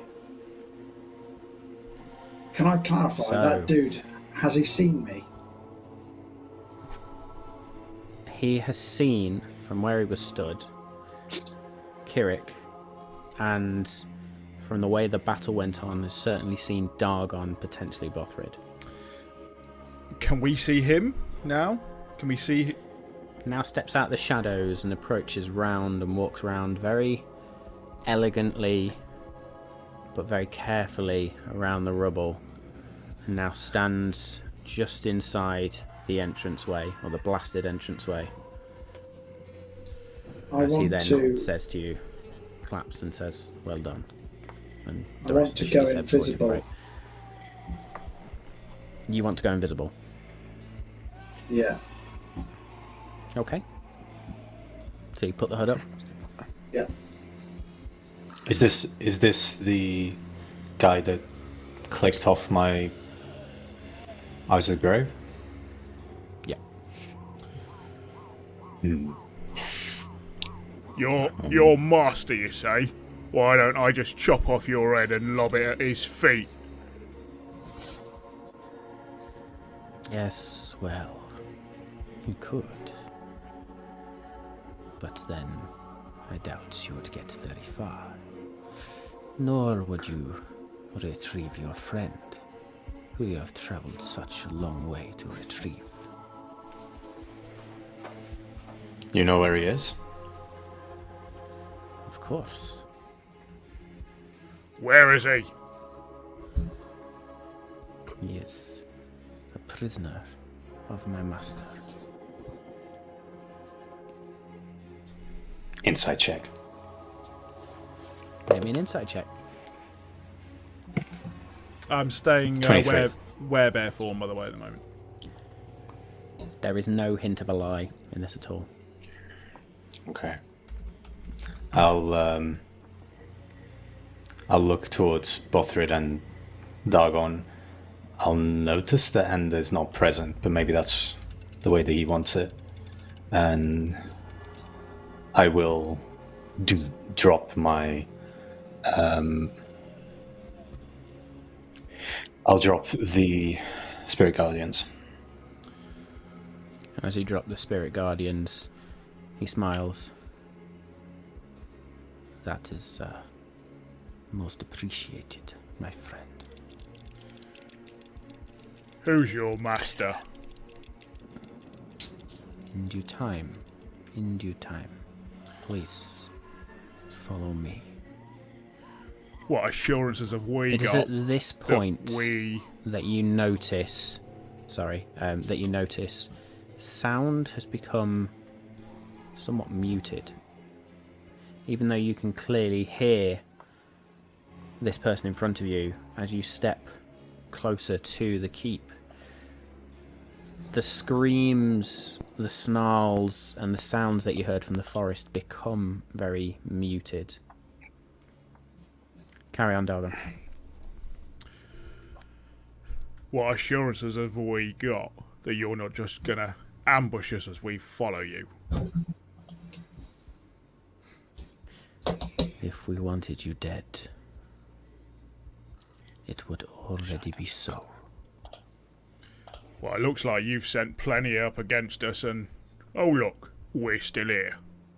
So I'd ask you again, why The are we vermin following you? that infest this isle while we allow them to roam does not mean they are under our control. Do I believe him? They seek meat, and you brought meat to them. Make me an insight check.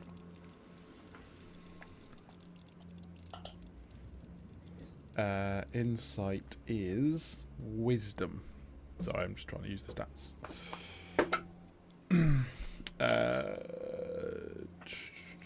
So it's a 13. Just checking I don't have anything else on top of that, do I? No, that's fine. Again, as far as you considered, or as far as you know, total truth.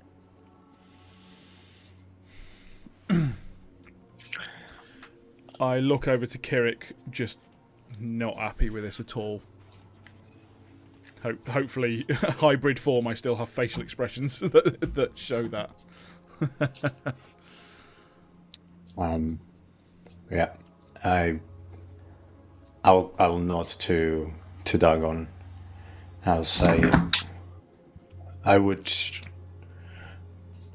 Well, from what you've told us, we definitely have some questions for you and your master, whoever that might be. Allow me to. We've just been through, as you probably saw, a grueling encounter. I would like to just pay a small prayer to my deity, and we'll be on our way. Very well. But first, 4 we witnessed descend from the ship. Where is your other friend? He tends to disappear. He probably just got a little bit too scared and ran away.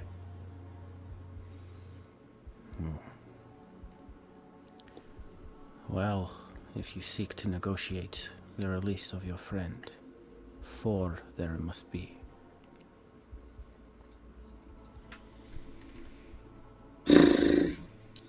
Well played, sir. So, fucking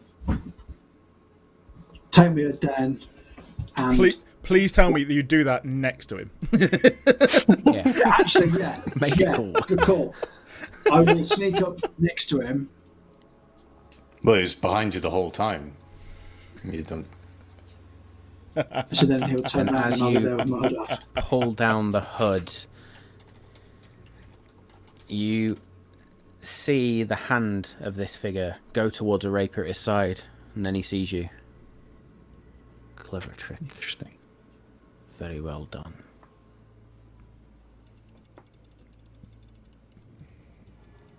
Should we go see your BDSM master then? Friend's prayer first. I am keen to observe. Oh, it isn't too fantastical. I will go on my knees, close my hands. I will And I walk will in front of Kirik as he kneels down. In between. If. And I will start speaking in Sylvan. Okay. And I will say, you can hear this. Keep an eye out. And if need be, go invisible again. Oh my god.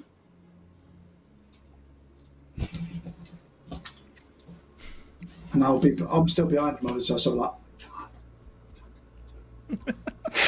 Fuck. And then you hear this slight... It is wise not to try and deceive. And this said back to you in Sylvan. Fair As enough. long as you do what is asked, no harm will come to you. For now, at least.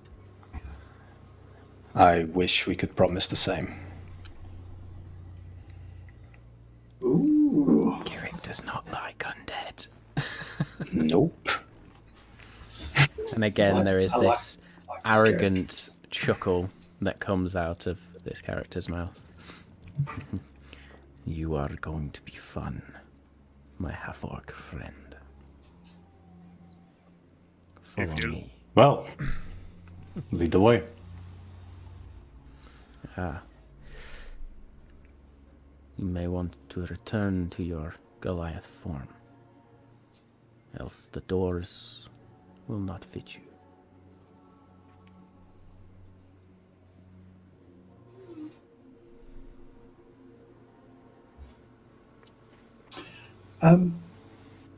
While he's got a big leather trench coat on, hasn't he? It's got this sort of... It's a really gothic, but quite... what's the word? Not regal, but you know what I'm trying to say. It's very, very well tailored, sort of. I suppose that's the wrong question. Does it have pockets? Go on, Rogue. Go on, Rogue. Yes. I'm gonna try and pick his pockets with my mage hand. See what crack is. I will. Okay. I walk up While to him. Darwin's distracted him with his Yeah, metamorphosis. No, I'll go walk up to him, still in hybrid form, and be like, "Scared of me, are you?" Right in his face, like proper like snout in his face. And this arrogant face returns and just looks. Why would I fear a simple beast when I am so much more?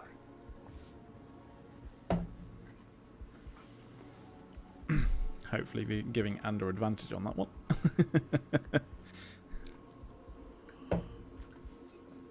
Okay.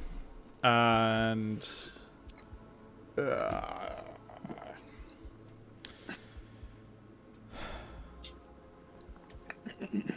Want me to roll my sleight of hand now? Go for it. bollocks. A 26. Look at that, bad boy. Jesus. While Dargon is in his face, the hand just sort of gently rests on the rapier, the other hand just hanging loosely at his side. You reach into one of these leather pockets and find nothing.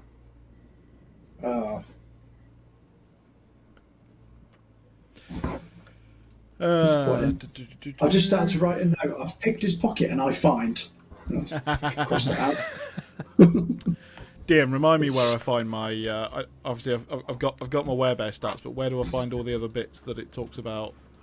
How many times? You know, I'm pretty sure I can only do it once a day. Is that right? Yes. Yeah, it's just once a day. Yeah. Cool. So yeah, I will begrudgingly turn back. You can only do it for a minute a day as well, so... Yeah, my spiritual weapon's gone as well. You're able to make once a a partial day. transformation into hybrid humanoid form once a day, granting you resistance, blah, blah, blah, blah, blah, blah, and a bonus dependent on your strain of life can be for 1 minute a day. Oh, I thought that was the and bit. But I read It's like that a as rage then. Yeah, but I read that as that the and 1 minute a day is the bonus that I get that. Okay, but it's all of it. Commas are It's the whole important, thing for a guys. minute. Oh, it's the whole thing. That's fine. Okay, Yeah. well then It's basically going to stop you being OP for Yeah. a full fucking day, Yeah. and then just doing it the next day. So yeah, I do turn back. Okay. And as I do, I'll say, only doing this so that we get our friend back. Well, manners would be a start.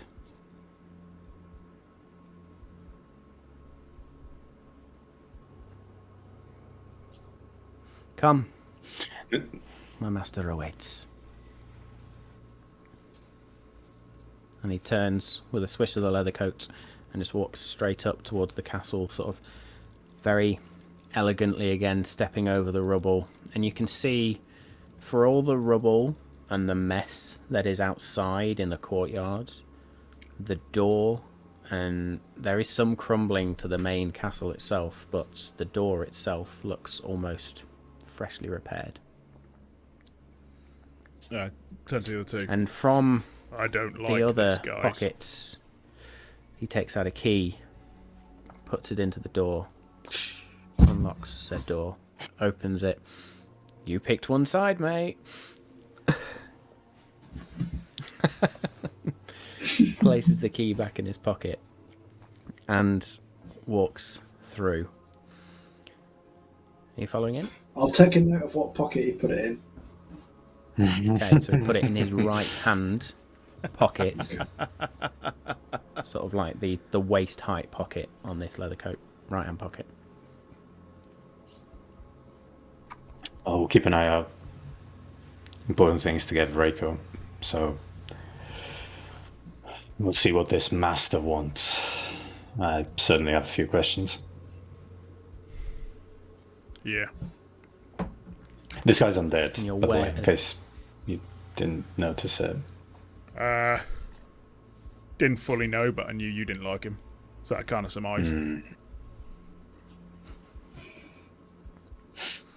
And even though he can hear the conversation, he just carries on walking, and he leads you down a winding corridor that opens out, and then leads So you to a set of double as doors. we've been walking down, has there been anything? Has been any other sort of riffraff stuff that have they not been? There's no other creatures in the hallway or in any of the side chambers that you see, and most of the side chambers are pretty much bare and empty.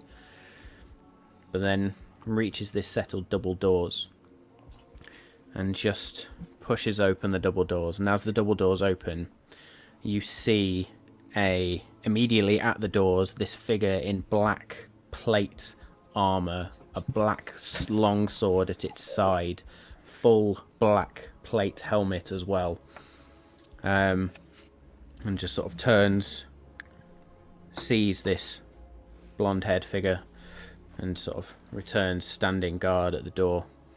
I will cast and Detect lead you Magic. into. Okay. With Detect Magic, you would see very little in this particular room. Nothing off the black armored guy. Nothing of note. Fine.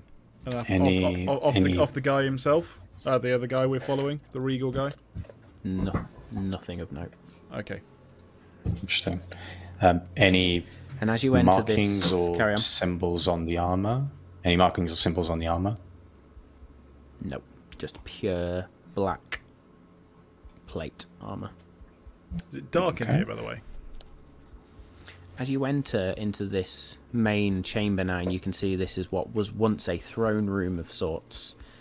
There are red and black drapes from the ceiling. This has clearly been decorated. There are candles, lanterns, and braziers burning all around. There is now a warm glow to the room. You see 5 figures lounging around on sort of these day beds, if you like, shade long, those sorts of things. They wear tattered clothes of sorts, their eyes blood red, and as you enter, 3 of these figures, 3 females and 2 males, so the 5 of them then,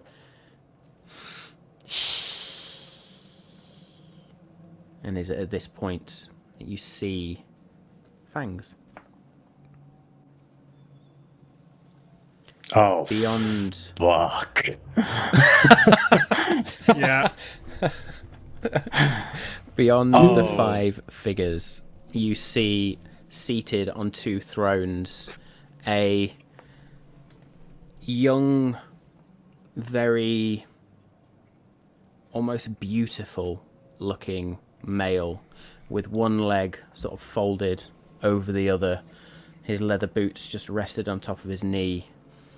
He sits with one hand, the hand covered in rings, elegantly draped over the hand of an absolutely stunning woman who is dressed in this pink dress which seems to just flow around her and almost blend in places into the pale white skin. Their eyes too, blood red. Either side of a throne there are these 2 female figures in these red robes, and you see at their sides they have these coiled scourge whips, and they, on the other side, these human skulls at their side that are stained ochre.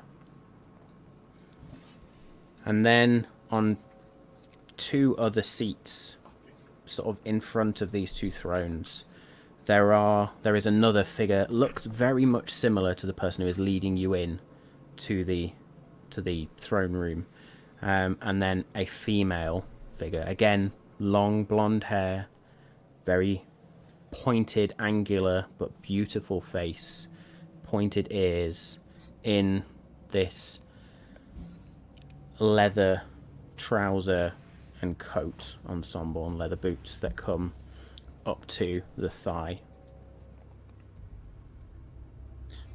Sorry, I lost track. How many people are in this room then? How many people in total? Yeah, because you said there's the five lounged in front, and then there's what, another 5 at the top? Is that what you said? Like I'm imagining top, but You like have throne. seen you've seen 13 people so far, including So the figure that is leading you in. 5 on the Boy. daybed, the guard, So 5 guy on the who brought us daybeds, 2 the guard, thrones, the guy who brought you in, 2 either 2 on the thrones, 2 either side, Yeah. and then the 2 on. So the two women or 2 females in these red robes, and then the 2 on smaller thrones but sitting further in front, and you notice an empty smaller throne in front as well. And then from behind the main throne steps another figure, but you notice this one is male. Orange reddish skin, blood red eyes, curled horns at the side of their head, and they too have these fangs. Dressed in robes of black. They are a tiefling. They are the only tiefling in the room. This is a bad idea, but Eyes of the Grave. Nearly blinded. Eyes of the Grave lights up like a Christmas tree. Everyone in this room, Great. apart from Great. yourselves, is undead. That's great. Do I recognise these types of creatures with the fangs and the red eyes from any wives' tale folklore? Make me a history check, please. I will do that as well. If I was going to say, can I? 18. Natural 20, 24. All 3 of you can go for it. 18, natural Sorry, 20. this was history, sorry? History. It's 15. All 3 of you looking around the room now realise you have just walked into a room full of vampires. It's a Curse of Strahd crossover episode. What? Absolutely not. And what? I don't know how to phrase this. What, without metagaming is what you're trying to decide? No. I mean, yeah. So, okay, Dargon walks into a room of 15 vampires and is aware of them, but can we now surmise with the fact that this seems to be some sort of not what we thought, and there's actually like a help me out, guys. I can't think of the word, but there's some sort of control. There's some sort of like civilization here. I didn't expect that sort of thing. What's it called? Vampires called? You got like a couple of witches. Court of Probably. Vampires? Probably. It is at this point, as you enter and you're looking around and the realisation comes upon you, and all of the vampires see it on your face, that the male sat with his one leather boot on top, resting atop of his knee, his hand draped over the female's hand next to him, speaks up. Well, welcome. Lieutenants of the Malt Masters Guild. Welcome to the Court of Shadows. I'm sorry, I've got my question now. I understand what I was trying to say. Do we know how formidable they are? With your checks, you have heard stories of vampires, of the powers they hold, the abilities they have. You know that some can change shape, some have strong magical abilities, but some figures in this room, even though you know they are a type of vampire, you have not come across their kind before. Yeah.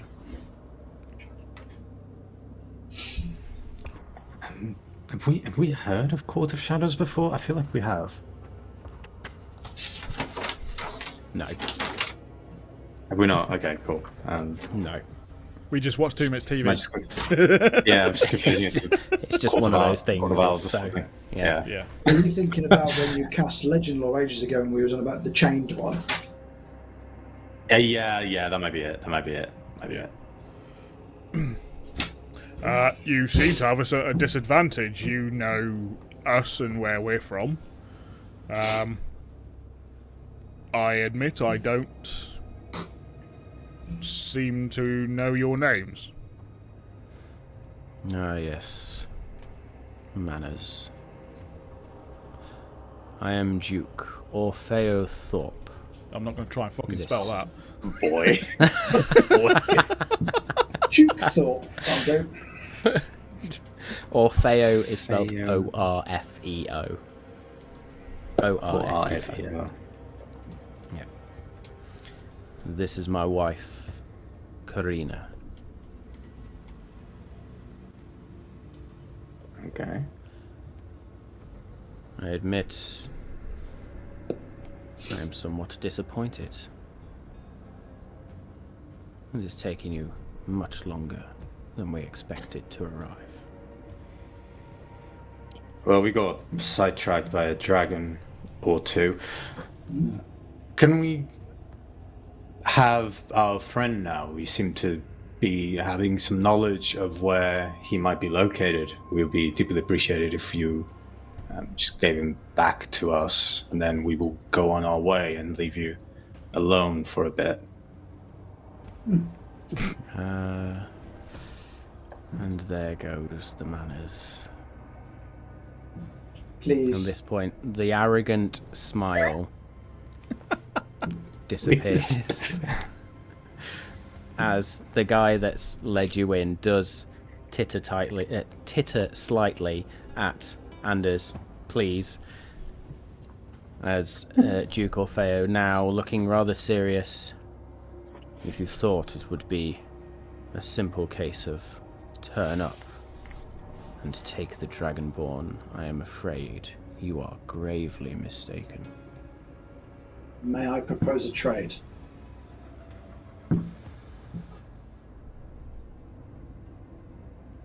He breathes in and sort of his eyes roll slightly at you again, this just totally arrogant demeanour coming off of him. What is it you wish to trade? Unlimited supply of blood.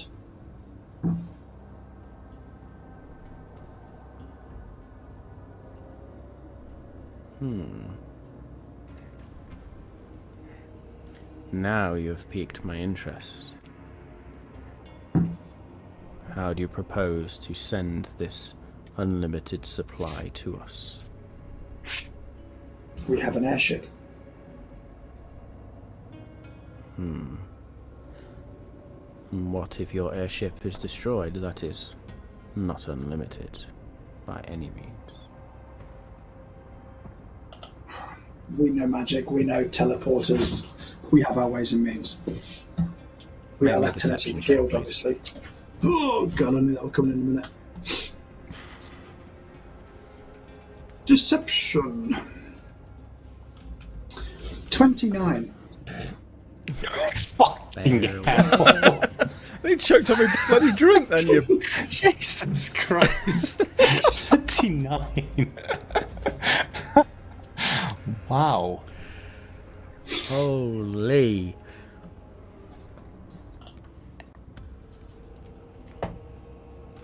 If you beat that, I quit. Matches. Oh! Rock, paper, scissors for a go. Wow. Oh. That's a big lot of wisdom.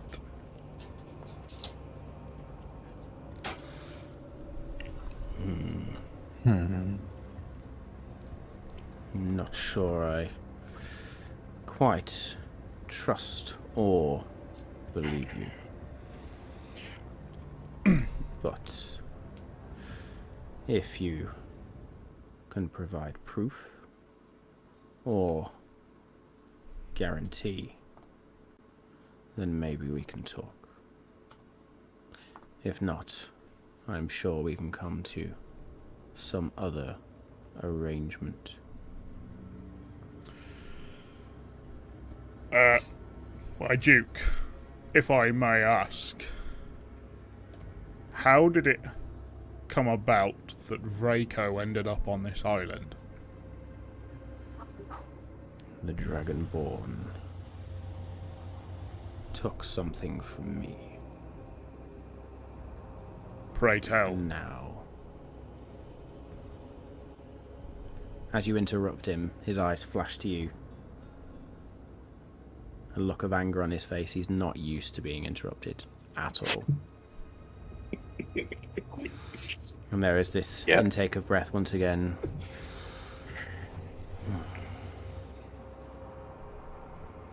He took something which I cared for. Someone. And he will pay. He has paid. Somewhat. And with that, you see everybody in the court lick their lips slightly. Motherfuckers.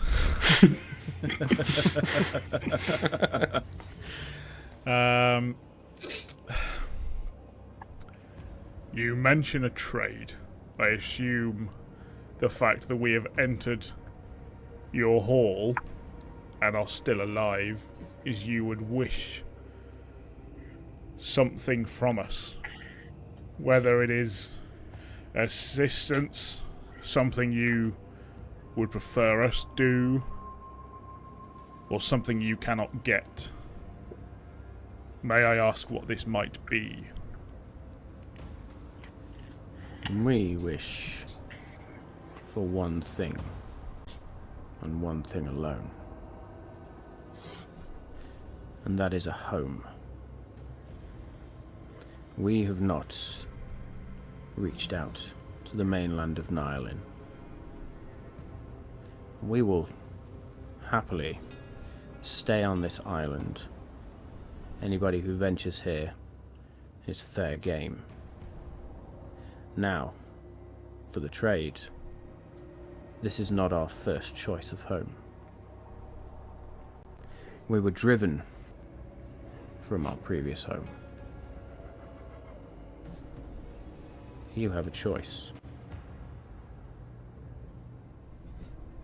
Help us reclaim our home, and the Dragonborn goes free. Allow us to stay here and take a small supply from the Dragonborn, and he may go.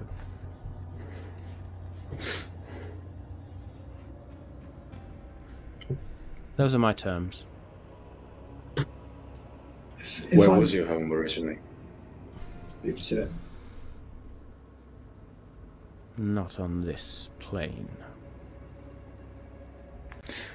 Well, that makes 17 of us. Dargon's trying to do the math, like. What? And with that, well, then. the Duke looks at you rather curiously.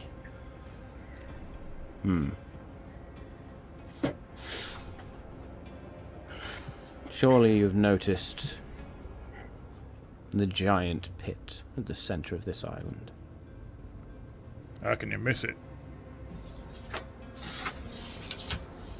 It is a gateway to where we came from, where we were driven from, on the plane of shadows.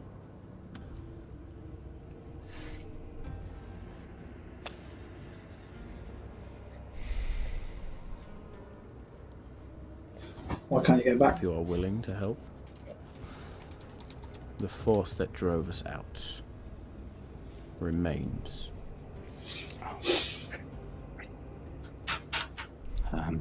If you can dispose of them, or convince them. No. If you can dispose of them, and we can return. Who or what is them? They call themselves the Darakul. Darakhul. Darkhul. Like, Darakhul.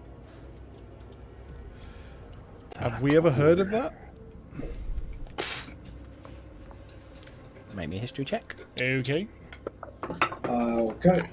That's 17. Never heard of them. 6. 7. You've never heard of them. Shit. It's quite a high roll for me.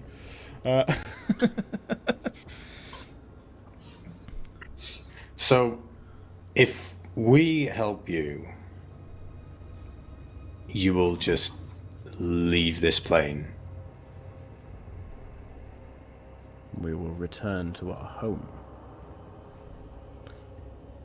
Of course, there is always the need for sustenance. Speaking Can of you which, find that in your plane of existence? Somewhat. But there is sometimes a need to cross over. so you don't Kirik's intend holding on to not fucking cast Sacred Flame on this dude. Yeah. Could what about if there was an alternative way to move between planes without anybody having to deal with these Darakul folk? I fail to see how that allows us to go home. Hear me out. We have an enemy who may be a mutual enemy of yours shortly, who we know travels between worlds, travels between planes. The If we Eladrin. work to... Dash. Oh. You Yeah. know him? Or how You in else league with do you him? think we knew where your Dragonborn friend was?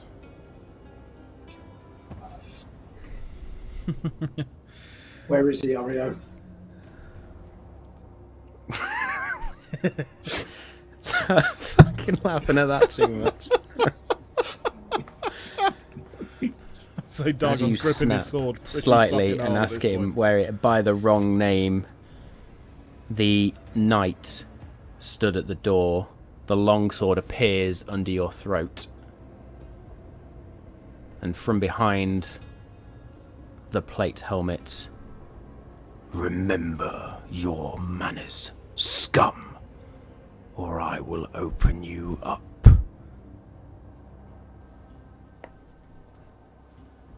And the Duke holds up a hand. The long sword is lowered. Dargon pushes the You will sword have to forgive slowly my- back into the sheath. You'll have to forgive my loyal knight. Sir Amadeo does not take kindly to those who disrespect me. Nor will I take kindly much longer. You have my terms. What assurances What do say? we have that Vraco is still alive?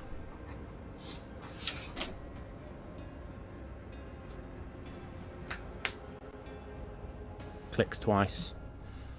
And one of the females, one of the male creatures on the daybeds go off to a side chamber, and a couple of minutes later they come back and they are dragging Vraco, his feet sort of dragging behind him, and they throw him to the floor in front of you, sort of, or just in front of the throne, and then sit back down.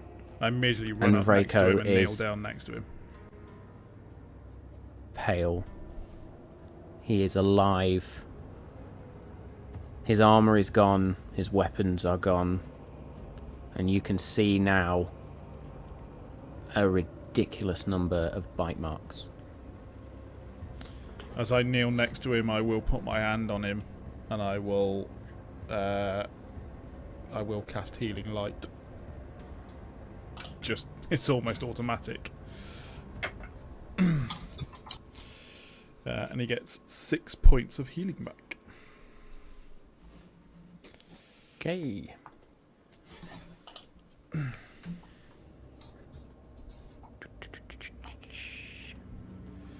Vraco. Vraco, can you hear me? There is no response, but you can see the rise and fall of the chest. As Orfeo then says, by all means, heal him. Means he will last that little bit longer for us.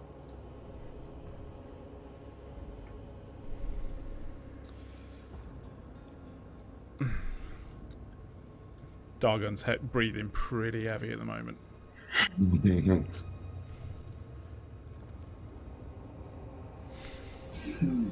We in the middle? Are we sort of in the middle of a large room, sort of thing, at the moment? Yep, and you are now in the middle of a bunch of vampires. Yeah. They are sort of around you now at this point.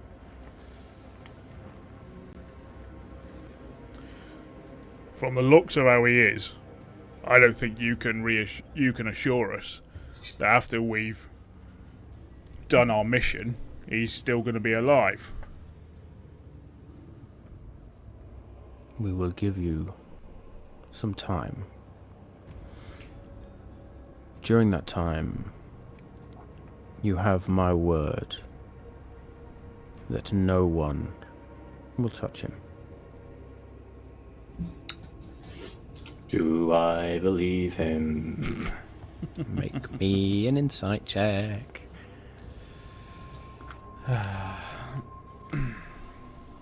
24. Yes, you do. Okay. I nod to Dargon as he says that.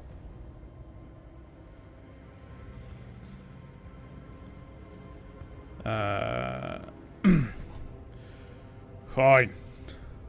What the bloody hell are these Daracool? And how will we men be able to throw them out of your house? If you can't do it, what do you think we can? I do not know whether you can or not. You asked for your friend back. These are my terms. If you fail, I get my revenge. If you succeed, I get my home. Either way, I win.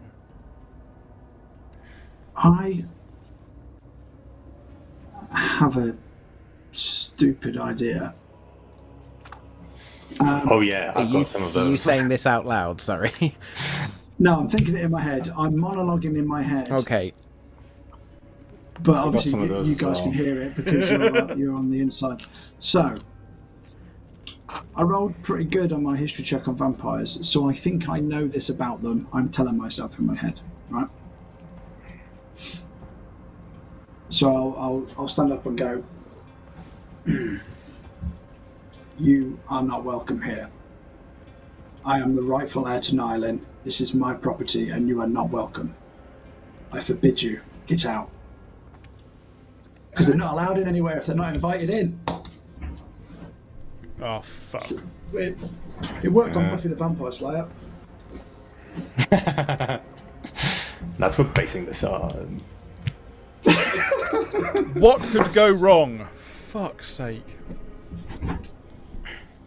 I mean, that's still not... That's no, I really wasn't. Stupid But that is awesome, and I love it. That's not as stupid as my idea, so... Oh, good. Yeah. So we've got a plan B. I wouldn't call it that. Roll me a wisdom saving A throw. 20. Oh, for fuck's sake. That's my worst one. Can I use a lucky point to have advantage? Or just a lucky point to work on that? Just to double check myself, whether it's just ability checks or saving throws yet. So I can do... 12 was my best one. Roll me a persuasion check at disadvantage.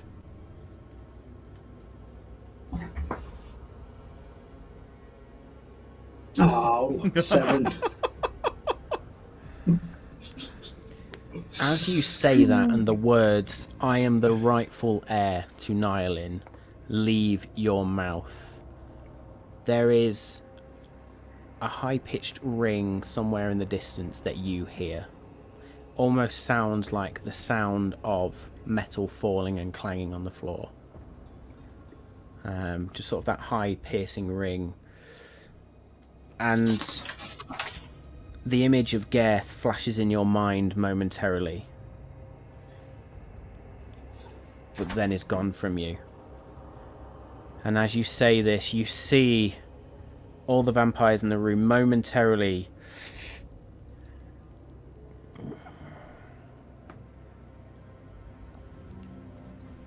and then the blade is at your throat once more. Oh, brilliant.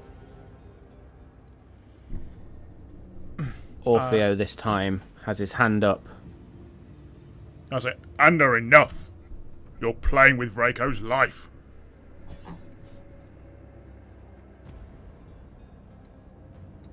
And I've stood up at that point. So the heir is revealed. Perhaps a different trade. The Dragonborn for the heir. He would make a fine addition to my court. And perhaps a new home.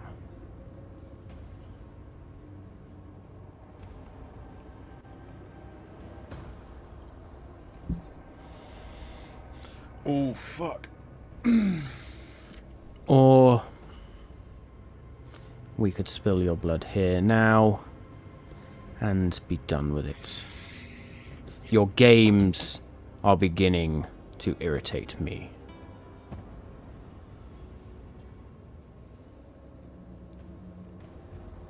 I will agree to swap myself with Vraco. But so hang on, this is going to be a weird sequence of events. While Dargon was telling me off, and they're saying that, would it be possible to try and steal the key from the dude's pocket, who's still near us? Make me a sleight of hand check at disadvantage because you have a blade at your throat. Yeah. Oh, for fuck's sake. 15.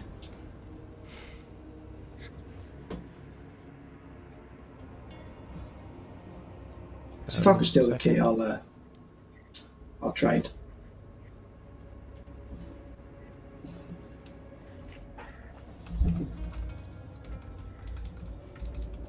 Too many characters. I did not see this coming.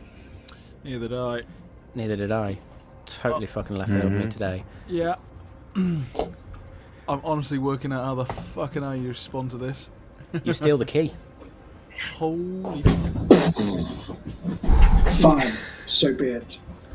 I will try So to very keep the poker quickly. face. I'll be like... Anna, wait. Why don't we hear him out more about what we've got to go kill and where it is? No. I think the decision is made. The heir for the Dragonborn. As vengeance, or as much as vengeance would sate my anger, the blood of the heir seems so much more appealing.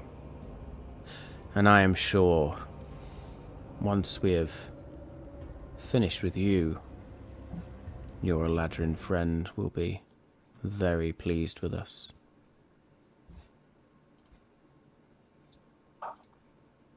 Can I just make one request?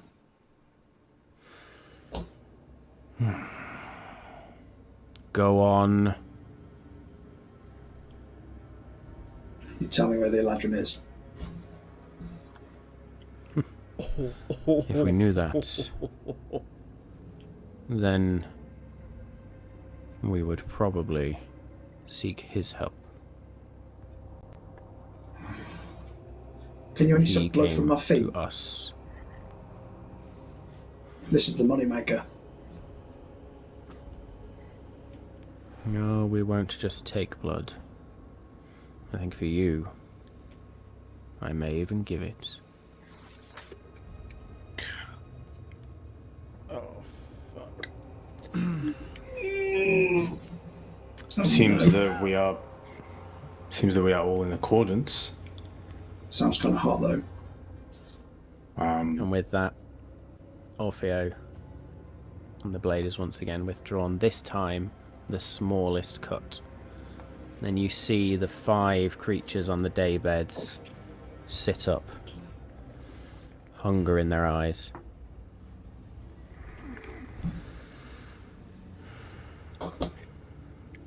Break a veranda then.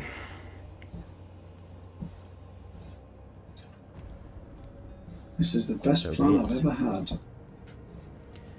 And the woman on the throne now chimes up. Such a pretty thing he is. May I have the first go, my love? And Orfeo turns to Karina. Who am I to deny you anything? May I ask?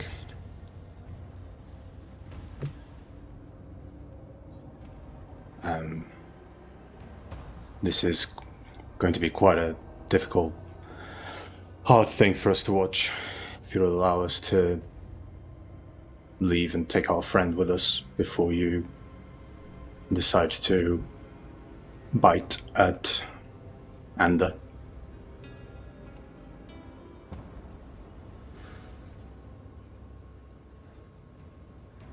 Take him. And be gone. With that, Ander, you feel the hands of the plate-clad knight just grasp your shoulders, drag you off, and hold you in place. You can consider yourself grappled for this. Kirit, Dagon, what are you take. doing with Vraco? Dagon, Bothrid, take Vraco. Yeah, I'll pick up Vraco. I assume that I can pick him up, no problem. He feels lighter than you would imagine. Bothrid at this point is looks to you, Kirik, looks to you, and looks at Dagon, wide-eyed. Yeah, he will notice I'm not happy about this. And when I pick up Vraco, I'm just going to add in another 2d, another 6 healing. So I'm all out of healing light now. I will also pass a platinum ring to Vraco for him to put on. Oh, I presume you're probably going to put it on him because he's unconscious, so you probably have to put it on him. You do. You slide it onto one of his fingers. Sure. I'll cast Warding Bond whilst I'm doing that. Okay. Ander's over to one side at the moment, yeah? Mm-hmm. But I assume I can still walk past him, or that's what I'm going to do. I will walk up to him.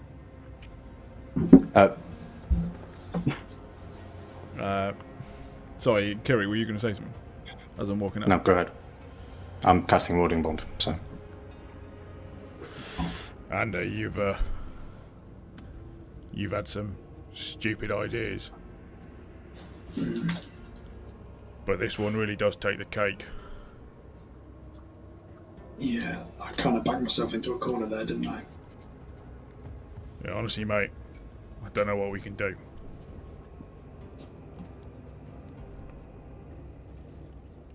I'll just give him a wink.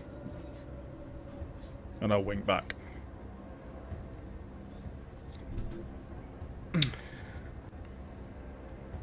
Dagon, please carry Vraco and get him away from here as quick as possible. And I'll make my way towards Ander, kind of say my goodbye as well. I do not hesitate, and I start walking quite quickly. And I will actually... Bothrid turns to you again, and he's lost for words, and then looks down at his feet, turns, and walks out, following the rest.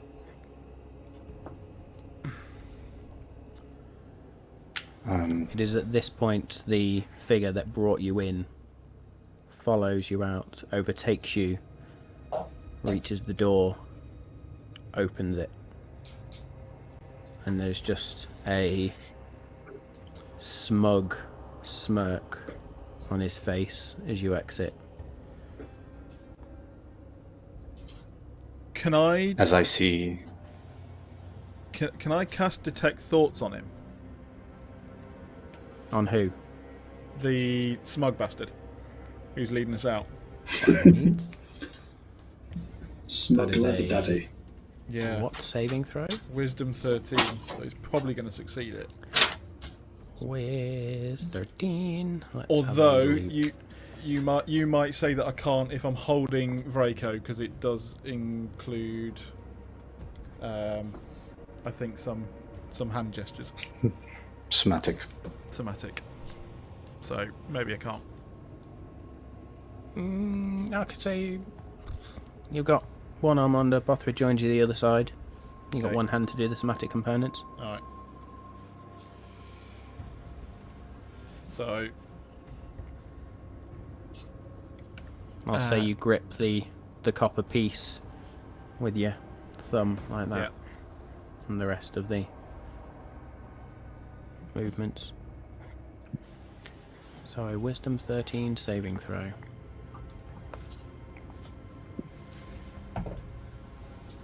$16. Yeah, alright. Alright.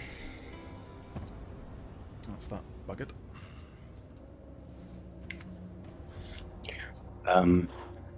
As I make my way towards Ander, the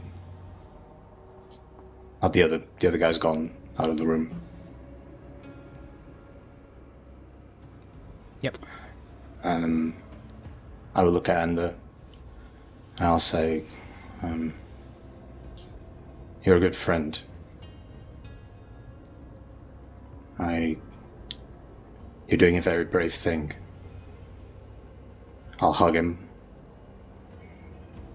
and I'll whisper, "But I can't let you do it."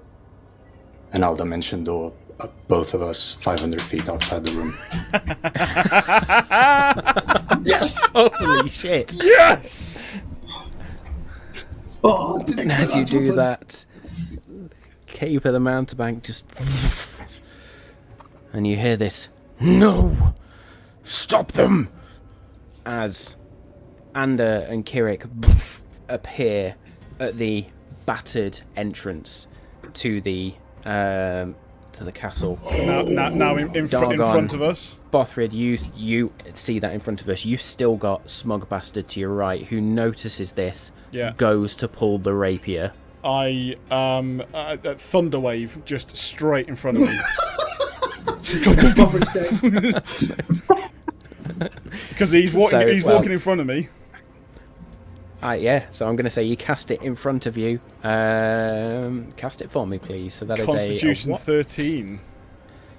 con saving throw. I'm going to be surprised by this, so I'm going to say it's a disadvantage.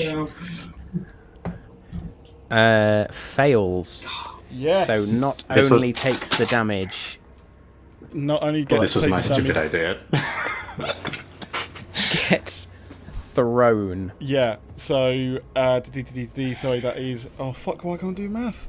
13 points of thunder damage. As I find it on here.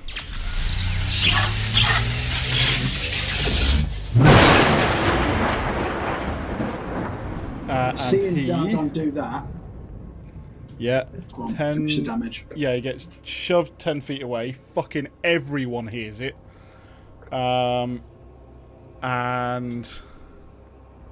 I straight away get on the sending stone and say, "Bring the ship to the castle now." Yep. Over, 10-4. At this moment, so the vampire that was leading you out, blown off to the side, smacks his head into a piece of rock and is stunned for a few seconds there. At this point, Bothrid, seeing what's going on, you can see the rage flare in his eyes, but he calms it and instead wild shapes into the crag cat, hoists Vraco onto his back. Yeah, I'll lob Vraco on his back. And is bounding now with Vraco on his back just towards Ander and Kirik. I'll be running it full with bonus and action as movement, whatever. You know, whatever I can do. 30 feet plus 30 feet plus how much else. I think it's just 30 and 30 for me because I can't do it in the bonus action. Cool. And as you now look up, you can see the Winter's Tail. It is not far away, and it is in the air, and it is now turning and coming towards you. I am going to say,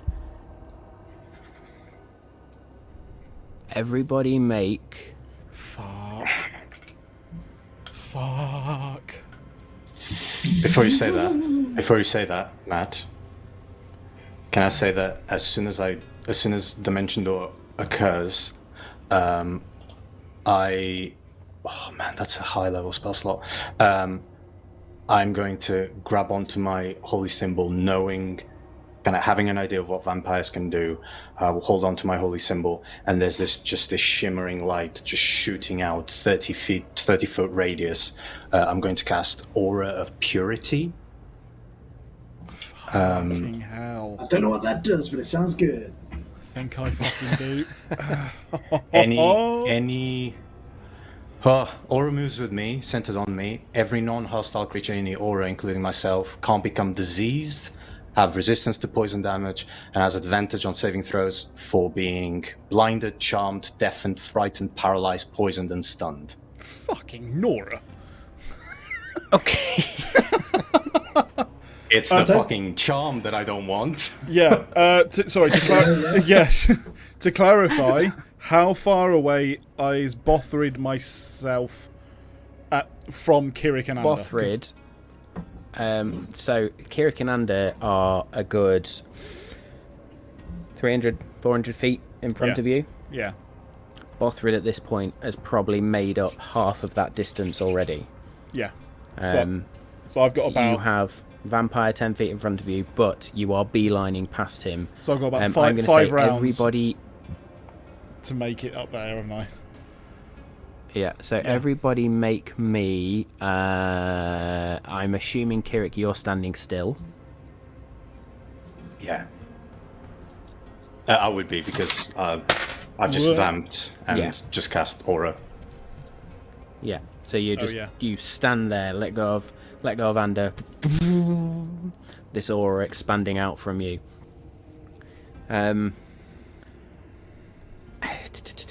Everybody make me a con check, please.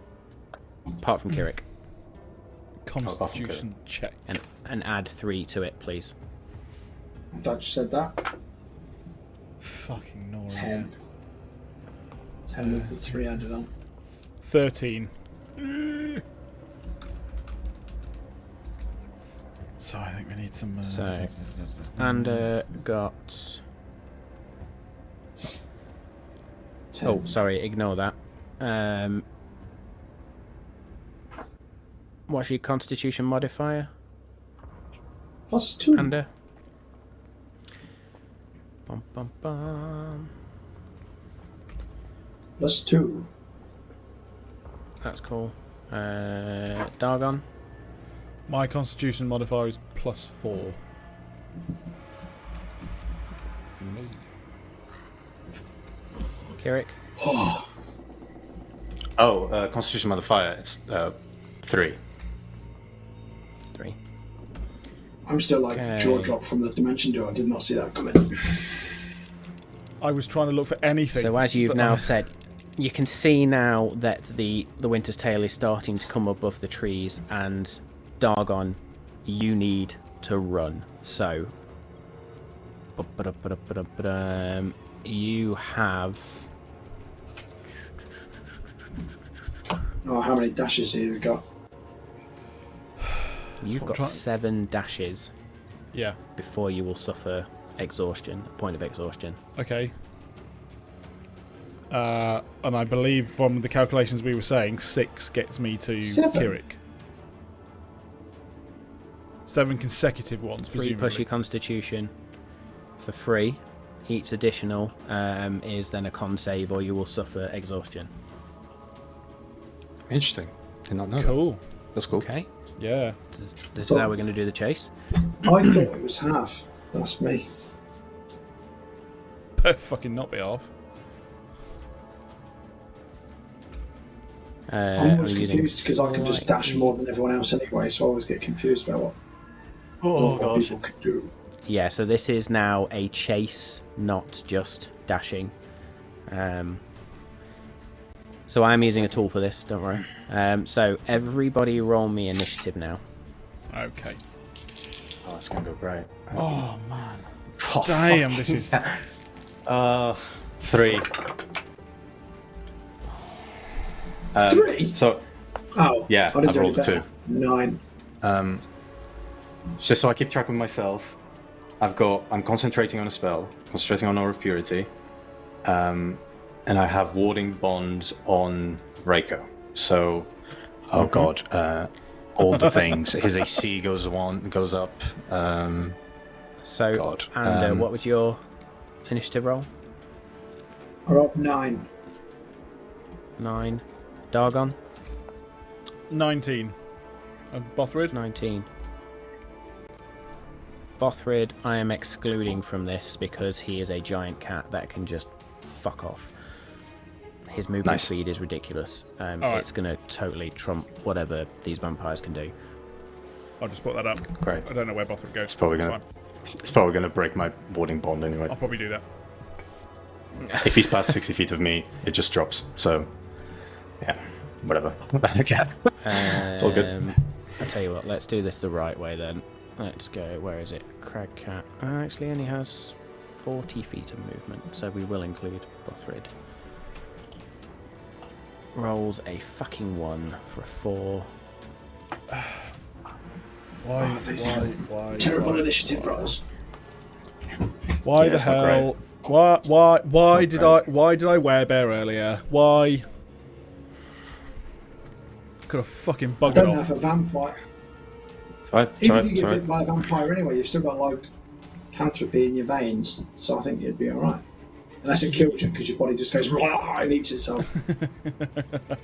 Let's not test that. Yeah, let's not test what You become, like in the film Underworld, when that bloke is a hybrid of the two. Yeah. You might have the right gene pool to become a hybrid. It was more the fact that my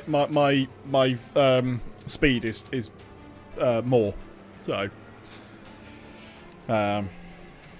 yeah. That's the only thing that I care about at this point. Well, I only need to outrun you, Dargon, then, is what we're saying. And then I'm fine. Outrun your fat friend.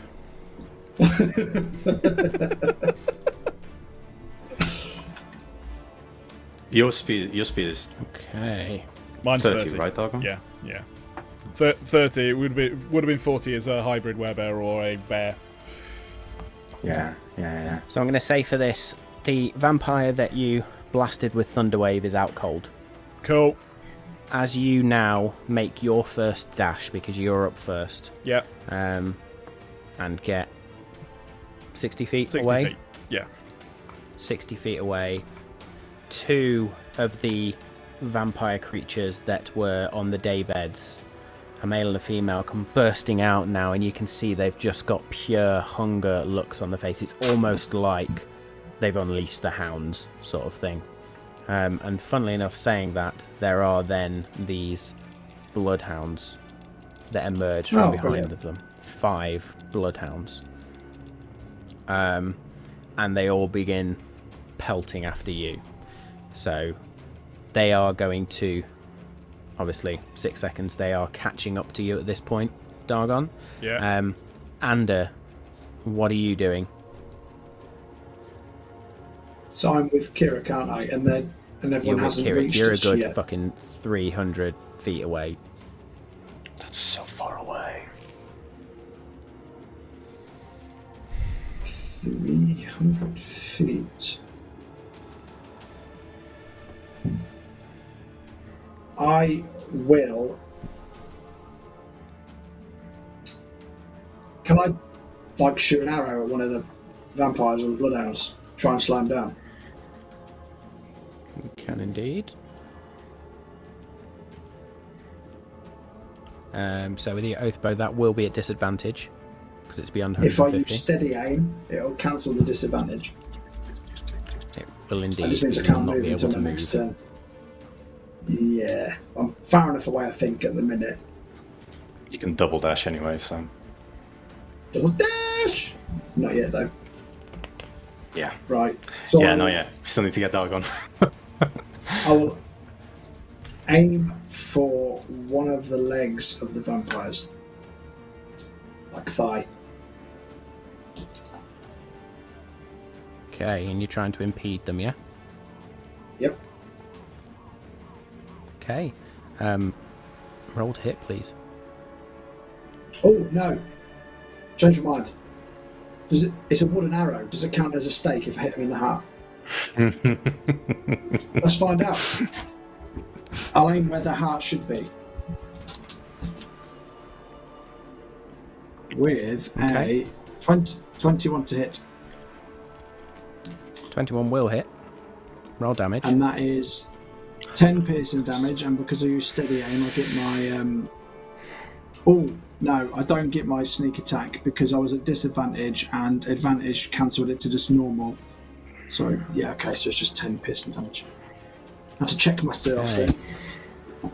As the arrow does fly, and you see now that it's one of the female sort of creatures that was laying on the daybed, sort of this tattered white dress with a blue sort of belt thing around it, the blood red eyes now piercing as she snarls and is running towards you. As the arrow just... and it strikes true in the heart.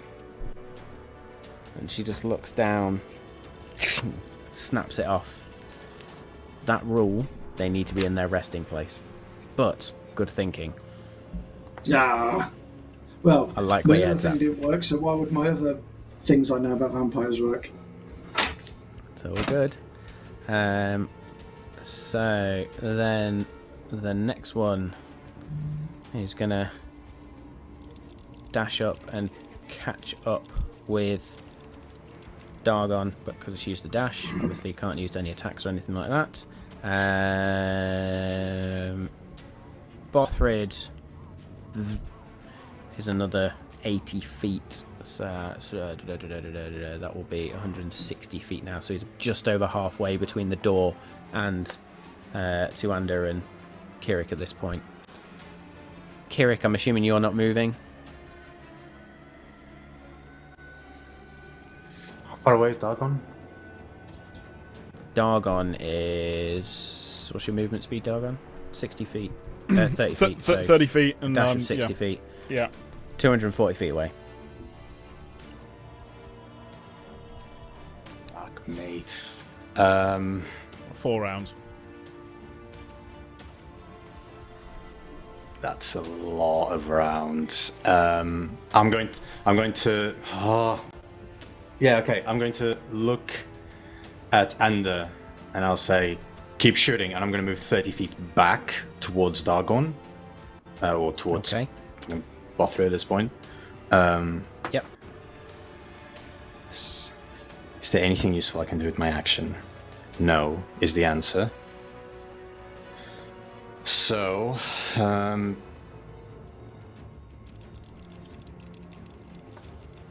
gonna dash back. So you're going to come to... that'll be 60 feet, yeah? Yep. So I'm within 180.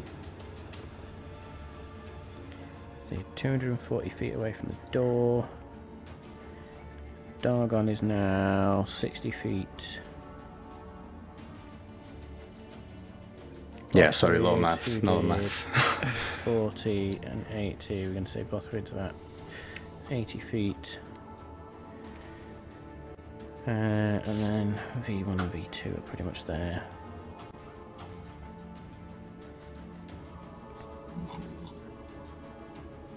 Okay, so Oh Jesus! No, there's. I need to wait. If you can hear you're 150 feet away from Bothrid currently.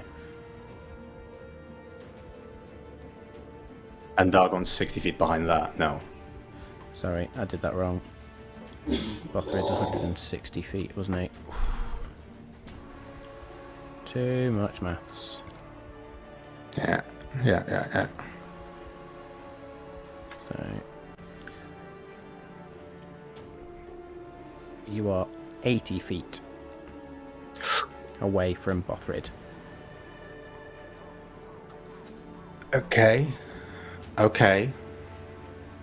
80 feet away from Bothrid. Cool. Bothrid's I literally will a turn away from you. Cool. That's good. I'm going to shout to Dargon. Hit me with your axe, and come quick. As I kind of just like make myself big. Me? Fucking hell. It's a good idea, to be fair. But, you know, It's fine. Kirik's I've got full health. I was about Got to full say, health, yeah, okay. you're at full health. Dargon rolls Nice. a natural 20. You have to sentinel I'll yourself. cancel that. I don't care. Cancel it by catching it.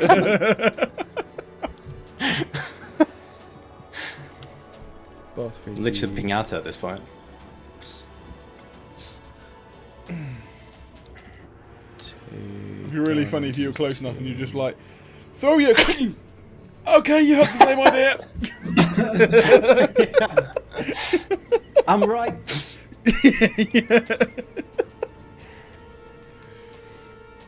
Oh, I better have true fucking aim on this bad boy. Okay, it is your go, Dargon. Okay, so. Oh, right. Hang on a minute. That was. Okay, I've got a 60-foot range on it. There's no way I can reach you yet. As far as I understand, yeah? It's fine. So, yeah, it's just going to have to be another dash, I think. Sorry, how many so how many creatures are around me? Is it only one that's caught up with me? Two? One of them's just had an arrow punched into their chest. Yeah. Fuck it. Just keep So going. you're going to dash again, another 60 feet. Yeah. So that takes you up to 120 feet away from the door. Now effectively halfway to Kirik at this point. So Kirik is 120 feet away from you. Okay, so I've got one more and then I can try it. Yeah. The vampires are both going to dash to get up to 120 feet as well. But having dashed, can't do anything about it. Okay.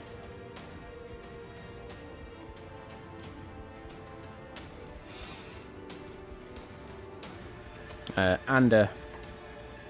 So the vampires are next to Dargon again. Effectively, yep, just catching up. If you imagine this just sort of process, they are keeping pace with Dargon. And Okay. the Bloodhounds. And the Bloodhounds. If I could also, you know, on my turn, just go and light them up as I keep running. Do you know what? I was gonna, but they're right next to you. But you've told me to do it. I have So, literally just said it. I am obviously gonna use steady aim to get advantage on the attack, and I'm gonna take off another fireball from my necklace, wrap it round How the many do you have arrow. left? Let me just double check on this. Oh, not a lot. Not a lot. We've been going through them. I've got 4 left now. Jesus. That's Now fine. would be a wonderful time to use one. So I'm going to put it around the arrow, and what I'm going to try and do is do like a mortar strike up in the air Oh no, don't want. No, I'm going to hit him with the arrow. Fuck it, because I'll get the arrow damage as well. So I'm going to aim for the one I previously was aiming for. Okay, so that's going to take your bonus action to wrap the fireball around it. So I can't use steady aim. And now then. we'll see what happens. Can't use steady So aim. I can't.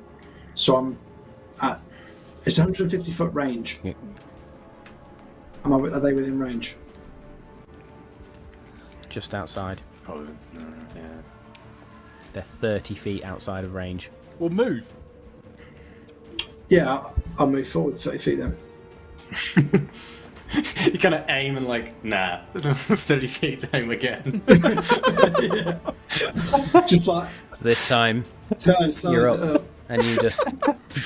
I'm going to say roll to hit with your arrow, because you are aiming for a point on the ground now. No, I'm aiming for them. You are aiming to for hit them them? with my arrow to get my arrow damage. Yeah. Okay. So you that's aiming at the 17 to same one hit. again? Yeah. Okay. 17 to hit. 17 should hit. 17 will hit. With. Yeah, that's a bit shit. 6 piercing damage. If she's Piercing damage. catching up to Dagon, can we counter as engaged with Dagon? So I can give him a sneak attack. Yeah. Nice. So that's 13 sneak attack, and then obviously fireball goes off. So 13 sneak attack, which will then take it down Obviously. to there, and then Dex there is 15. this explosion. Dex 15 at disadvantage, Matt, I'd say.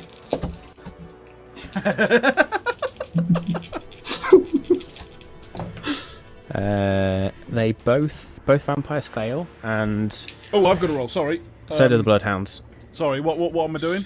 Dexterity Dex saving 15. throw. Dex 15. Yeah. Dagon's dead. That's a natural 20. Oh, Nice. you beauty. So I mean that's 22. So I take 27 28, 14. fire 27 damage. points of fire damage. Do you know what? Okay. Down a bit, innit? Now it's a Maths. bloody good job I wasn't a hybrid. Vulnerability? Yeah. Wow. Oh yeah. You said Christ. I mean, 27, the yeah? fire's going to set on fire, isn't it? Exactly. 27, yeah.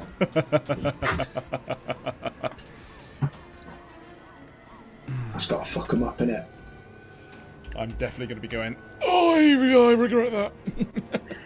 All 5 bloodhounds are gone. The After one that. vampire that you've shot twice, or this vampire creature, is slowing now, or is slowed down, and is actually sort of 30 feet away at this point. I'm going to say it was dragged back 30 feet as their dash is cut halfway. Certainly bloodied. Half the body is charred. The other vampire is still coming. It's burned, but it's still coming. I also like to think that the back of Dagon's kilt is gone and he's just bare ass running now. It's flame retardant. No hair growing there for a couple of months. No hair anyway. He shaves not it. true about on the Goliath. regular. Do Goliaths have hairy asses? I don't know if that's in the character description in my book. Goliaths are You'll find out. like as hairy as normal humans. It's a critical role thing that made Grog not hairy for whatever reason. Was it? Yeah. You've got a beard on your character, so it makes sense. Yeah, to but have hairy ass. that was also completely before I because I thought that they were, and I just whacked a beard on because I'm not having a character without a beard. Bothrid's gonna do another 80 feet bound, which will... Fuck me. Just think of Dagon having your ass, Dave. That's what his ass looks like. Yeah, it's good ass. He's Nice. proud of that. Bothrid is now level with Kirik. Beautiful.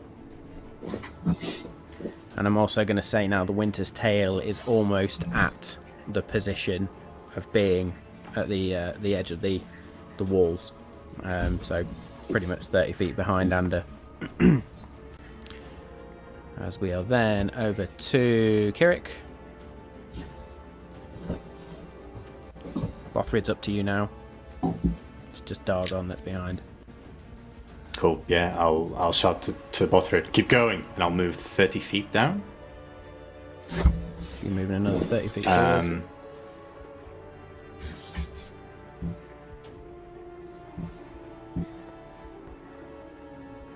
So I should be within 90 feet of him. 90 feet, I think. Absolutely. So you still have your movement. Okay, 90 feet. What can I do with 90 feet? Nothing. I can dispel your magic if that helps, which doesn't. Thanks, chum. Just as the axe comes through. Yeah. Suddenly it's just a normal axe. I will kind of just make myself kind of easy to hit with Dargon if like You just it means stood, getting advantage making or something. big. Yeah. And I won't be moving or like not trying to get hit, so hopefully that will help him. I'd say you're almost going to try and jump into the axe. Yeah. Okay. I can also like And then we're drop my over to shield so my Dargon. AC goes Okay. down. You are 90 feet away. That's fine. So you put your shield on your back. Yeah? 90 feet. Yeah. So actually my shield's not on. Right. 90 feet, yeah. The maximum distance is 60 feet, and that is at disadvantage, but I can't get into a range of normal because that's 20 feet. So I'm going to say, because Kirik is trying to get hit by this and Yeah. is going to move, you will get advantage. So if Okay, you throw it at so just- disadvantage, it'll be a normal Just throw. a normal roll, so I'm going to use my 30 feet so that 30 I then feet of have movement. my action, but I will then be next to you, Kirik, and no movement left. Yeah? Sure. That Okay. works. After you hit him with the axe. Yeah. If Yeah. you hit. If I hit. Alright? When? I Positive don't thinking, have guys, my come on. shield. I don't have my shield, so I'm a lot easier to hit now. Okay. He says. So you're now 150 feet away from Here the comes the door. one. 60 feet away from Kirik. Rolling to hit with the hand axe. 17. 17 is my AC without my shield. Just Kirik, you see the axe coming, and in a moment of here's hoping this works, you jump, and the pain is instant. But then, in that bonus action, you just see Dargon enveloped in mist, hand next to you, and just yanks it out of you. I might have Damage. I might have thrown it quite hard. It's fine. It's fine. Yeah, it might be full damage at 12. That's fine. Oh fuck! It's all good. 12. 12. Cool. So you're on the T8. Yeah. All right. God's paid. You're a scholar and a gentleman. Go. Oh, just hit like that next time you're against others. Oh. Yeah, I'll be like, now run. And I've seen that we can't. Yeah. Neither of us can. Okay. So the vampires have made their movement. They are currently the closest one is 30 feet away from you Cool. And with that latest dash. sorry, I was going to say. Sorry. How far away are we now from the gate where we want to get to? I know you said it, but I can't remember. 150 feet, was it? 90 feet. 90 feet. Okay. I need to click off the Okay. equipment. Blink hand. So axe Ander, used. you're up. They are well within range now. Both of them should be. I'm going to do it again. So one is the closest one from you is 90 feet away. Yeah. And the one behind her is... Maths. 120 feet away.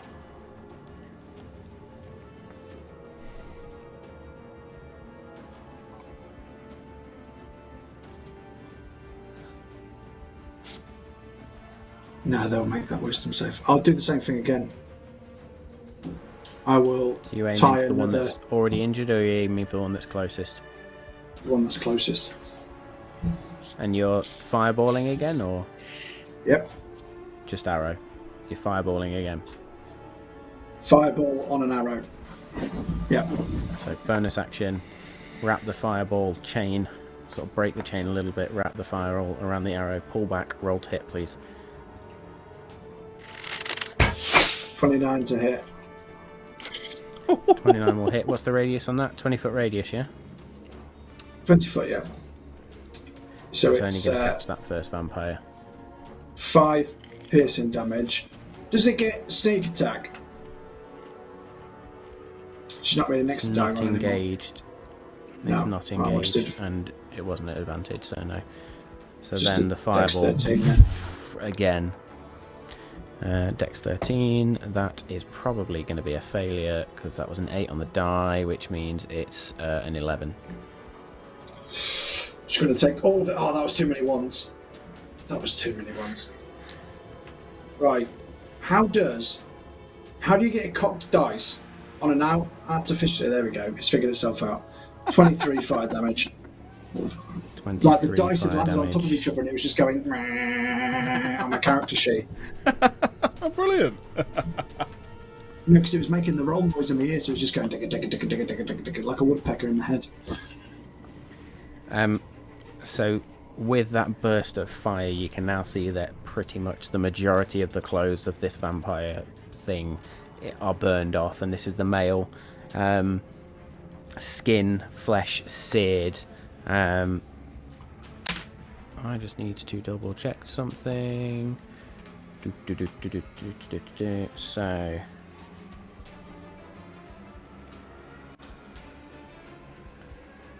I've been missing out something. In the fact that you see some of the wounds instantly begin to close up and heal on these vampire. So they do get regeneration, so I've just, for the sake of it, done 2 rounds. So that vampire that you did hit is back up above being bloodied. The first one is also no longer bloodied, but they are still a distance away. Oh, So that is your go. The vampires are then going to run. I've still got stuff left to do. Go on.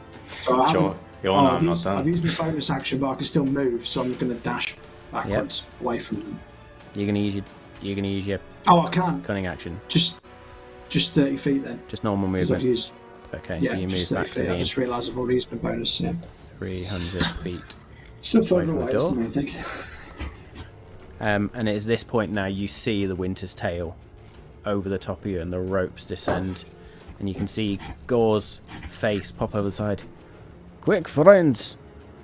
Don't want to be bitten by those fuckers.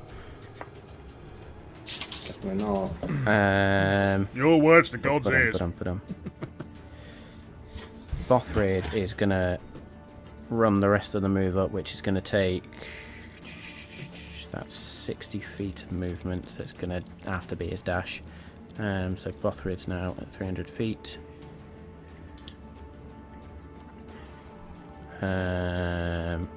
Sorry, I forgot to do the vampire just there.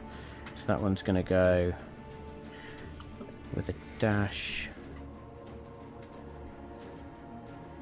In fact, is going to catch up to you both within a single bit of movement. What, the vampire? So he's now at 200. Say again? One of The the vampire? vampires is now up to. Ooh. Yep. Okay. That changes things. So he's within range of both of you and is going to. You've not got your shield up. Neither have I, actually. It's going to make a claw attack and then a bite attack at Dagon. So the claw attack's a natural 1 and misses. The bite attack, however, is a 18 to hit. Ah, meets my armor class without the shield. Shit. In fact, ignore that. It's got to be a second claw attack. So it's the same to hit, but it just can't be a bite for specific reasons. Okay. So that will be 2 of them. Oh, fuck me, that was 2 ones, so that will be 5 points of slashing damage. Yeah, fine. And instead of the damage, it is going to try and grapple you. Fucker. Okay. So, Bugger. make me a strength saving throw, please. Go on. Yeah, Do it. 15. Yeah, so as the hands close around you, you just shake it off. Nice.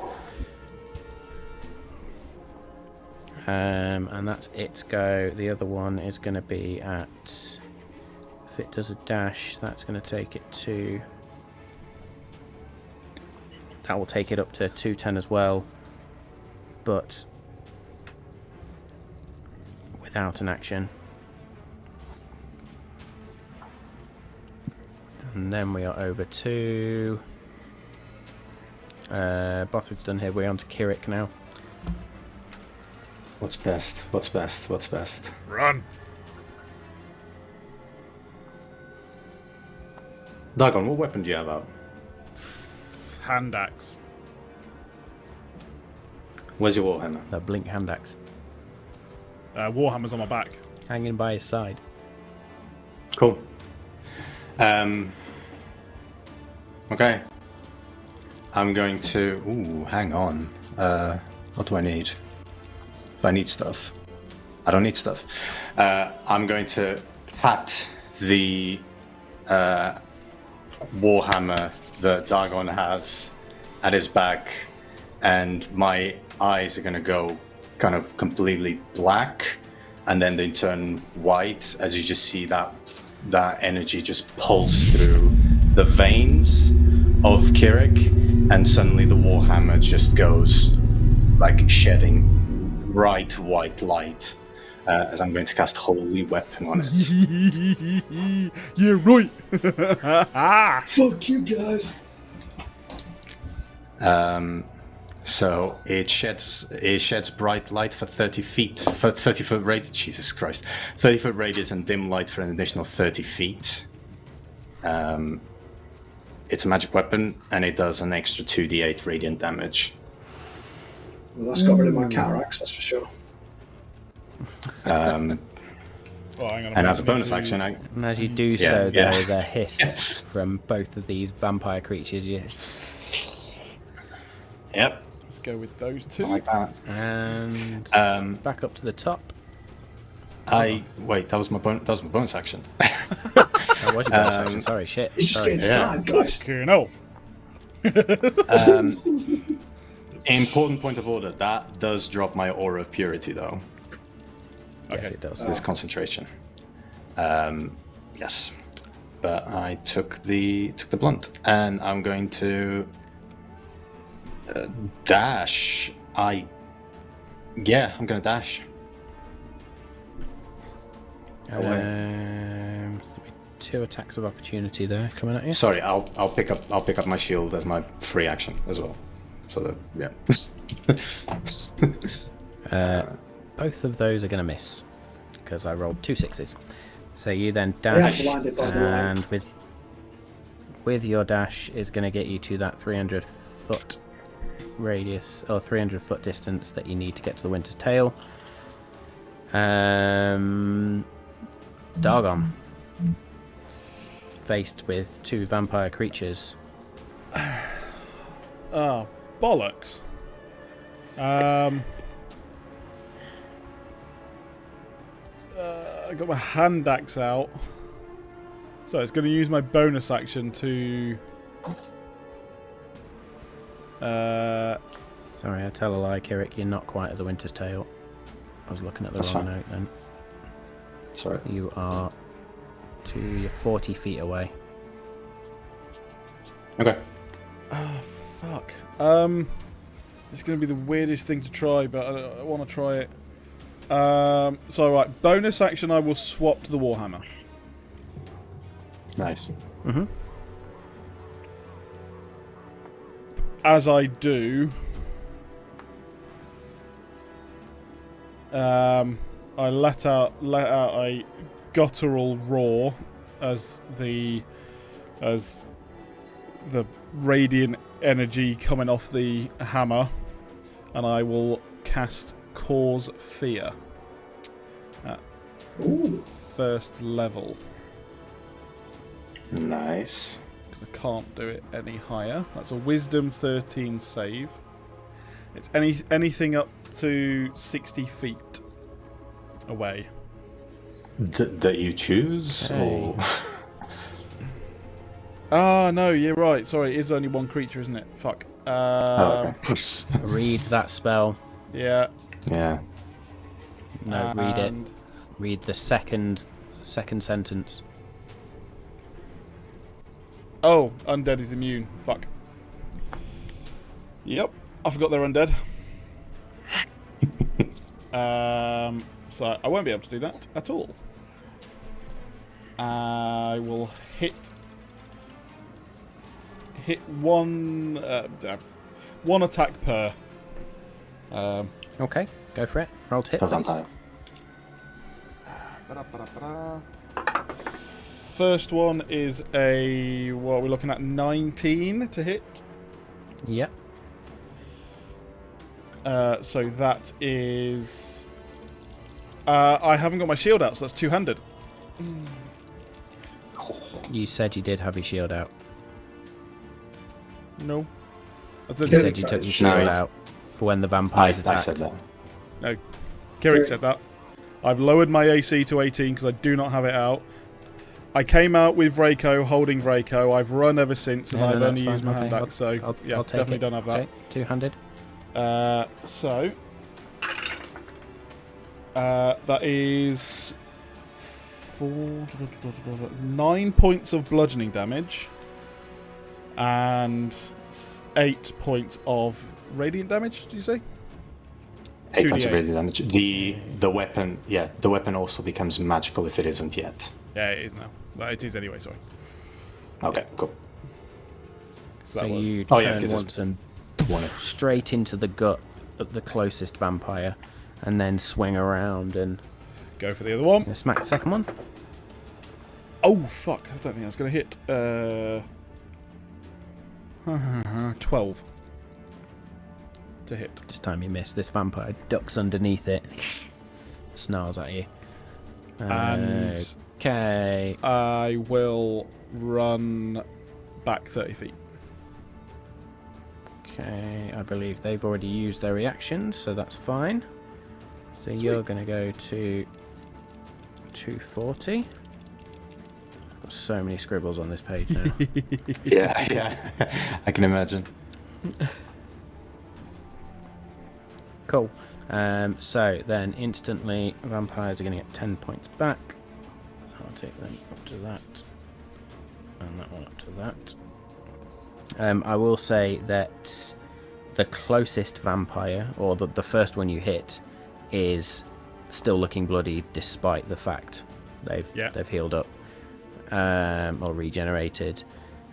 They are both going to make a 30 feet bound towards you, and both of them are going to try and claw you, but try and grapple you. So we'll do the first one if that fails. So that is an unnatural 20 to hit. Yeah. Make me a strength saving throw, please. 21. Yeah. Nice. Second one. That is a natural 20. So Fuck it. you are going to need to make this strength saving throw at disadvantage, please. Is he within 30 feet of me? Yep. Could I sentinel? Yes, you can. So make it normal. You are MVP today, by the way, yo. Jesus. However, 9. 9. Damn. The second one does get a grip and grapples you. Okay. And because it then gets to make 2 attacks, and because you are grappled, Yeah. it is then going to bite you. Ah. Fuck me. That is a 14 to hit. Miss. Straight onto the mithril armor. Miss. Yeah, just bites into the armor. Pissed off, not happy. But you are grappled now. They've not dashed, they've just run. Ander. So am I close enough to where I need to be for the Witness Tale? Am I in the right place? Yeah. And how The close ropes are now dangling down. The vampires they are, when I get my shit together, they are at 240. They are 60 feet away from you. Oh. Oh. I will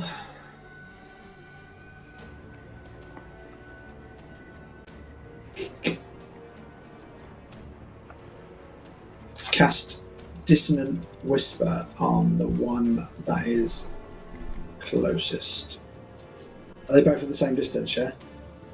Pretty Okay, much. the one that is blooded, I'm only casting it at first level, Okay. but it's a Wisdom 14 saving throw. 16. Ah, for fuck's sake. Right. The creature doesn't move. It's successful attack takes half as much damage. Right. I was trying to get you to turn around the other way.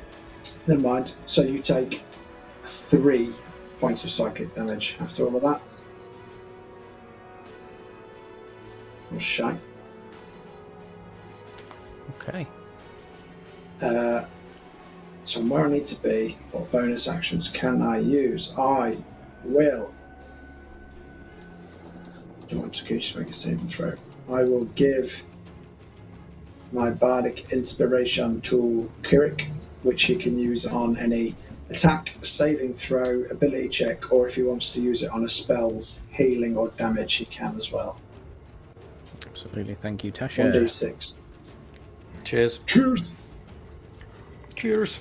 Bothrid is gonna shook Vraco to the floor, is gonna turn and is going to move his 40 feet back to where Kirik is. And is basically going to stand there and wait for these creatures to come at him. So as soon as they get within range, he is going to use his attacks. Okay. And can't rage. That's fine. Okay, Kirik.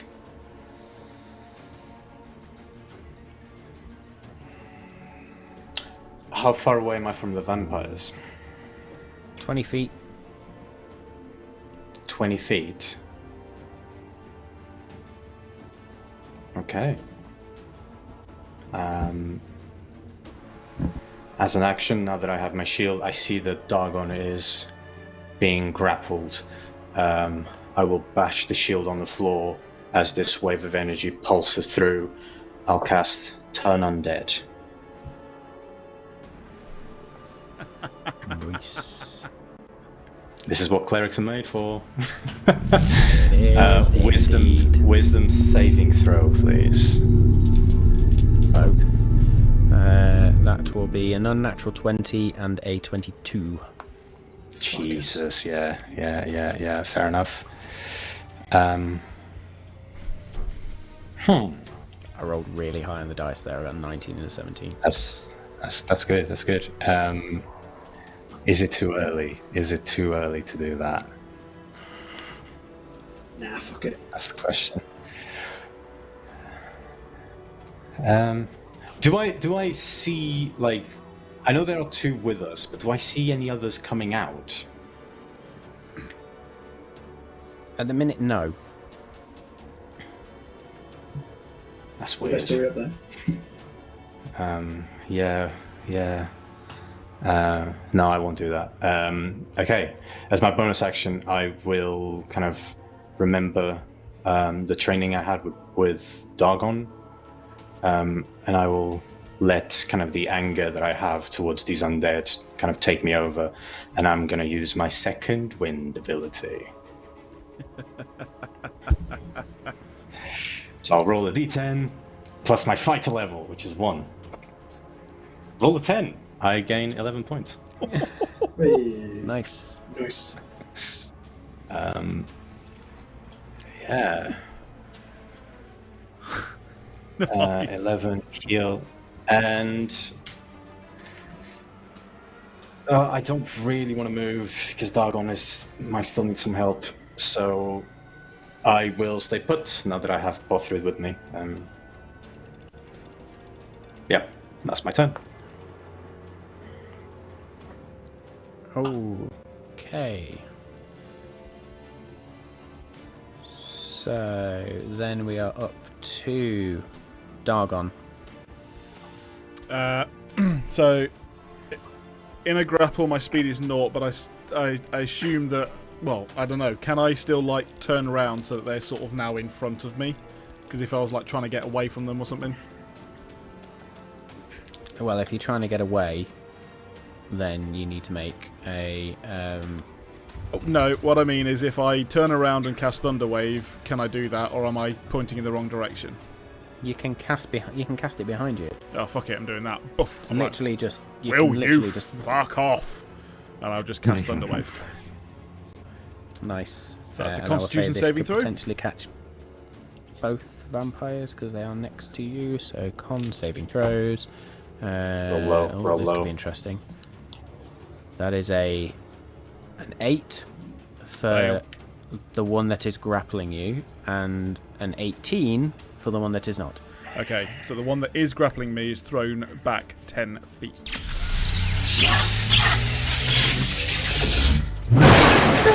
If they're still holding on to you, would you just go with them? Nope. I was reading up during your turn, and it forces them off. Basically, it just blasts them off. Yeah. So the one that is holding on This to is you a is just forceful movement. blown back. And How much therefore they damage? can- That is the full 16 thunder damage. It's rolling gold damage to I that. like it.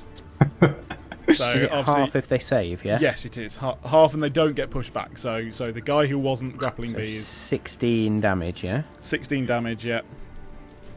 8 to the guy who didn't, and he didn't move. And now, I will then run 30 feet back. I really want to just go. Okay, you are going to incur an attack of opportunity because we're on a new round from the one that is still within range. Can I bonus action take my shield out?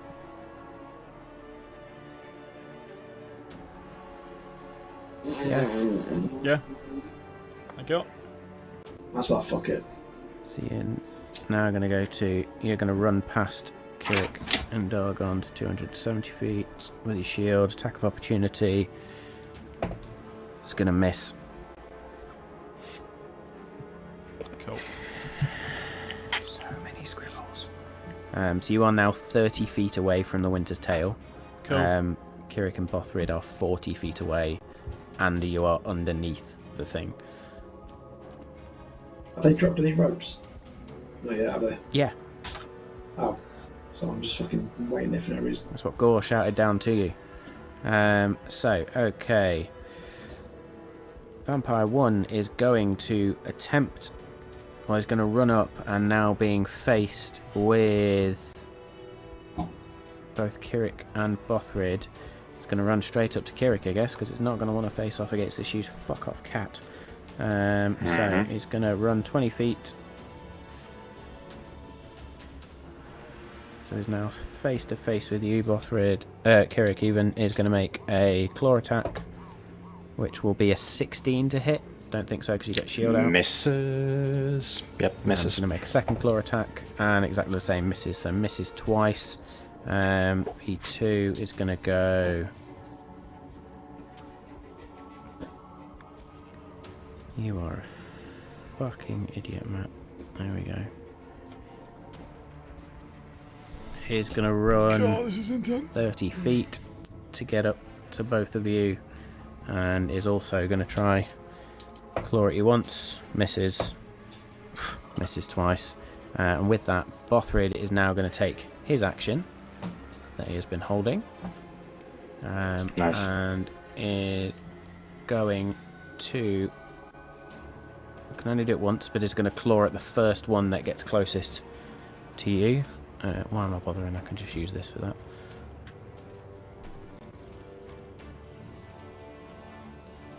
So that was a 12 plus 5, 17. That's going to hit. So 1d8 plus 3 slashing damage. 5, 6, 7, 8. Which will be reduced to 4. So that will be down to that amount. They are then going to go up to that amount. They are going to go up to that amount as they regenerate. That is the vampire's turn. Ander. How close are they to me now? 40 feet away. Fuck. I will. How long is the rope? Long up. enough to reach down to the ground. As in, it's the same. I think I said, what, 30 feet up? No, probably higher than that. I think I said 100 feet last time. So if I was to climb the rope, that'd be my turn, wouldn't it? Yeah.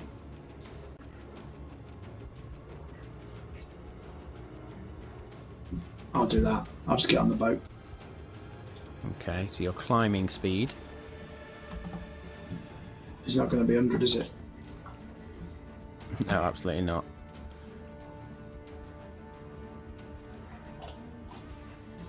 Will it? Each foot of movement costs 1 extra foot, so I've got 15 foot of climbing.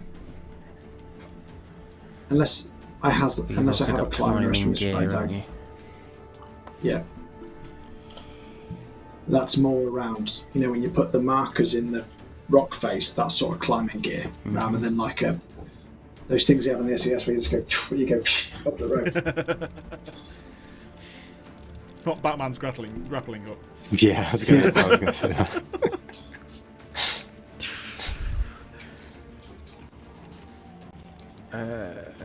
Fuck me.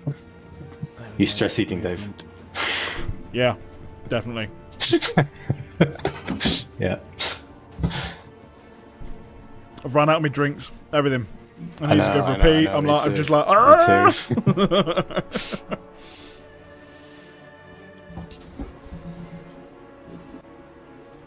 Yeah.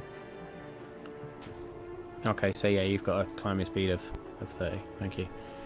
15, sorry. So you climb 15 feet up the rope. That's fine. So you've still got a way to go. Bum, bum, bum. Oh my god, so many tabs. Now it's Bothrid's go. He is gonna unleash hell. Now he's gonna rage.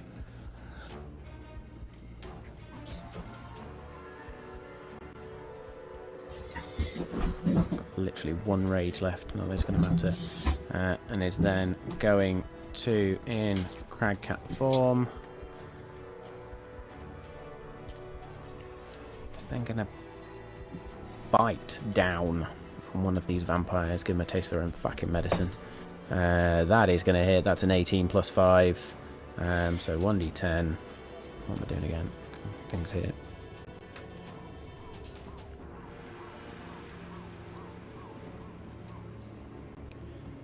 That is a 4 plus... Where are we? Plus 3, so 7 piercing damage to Vampire 1 again. So that's going to take that down to 25 hit points. That is then Bothrid's go. It's going to stay there. Kirik. I'm going to shout to Bothrid. Bothrid, we are leaving, and then I'm going to kind of pat myself in the chest. I will use my bonus action to cast Sanctuary on myself. And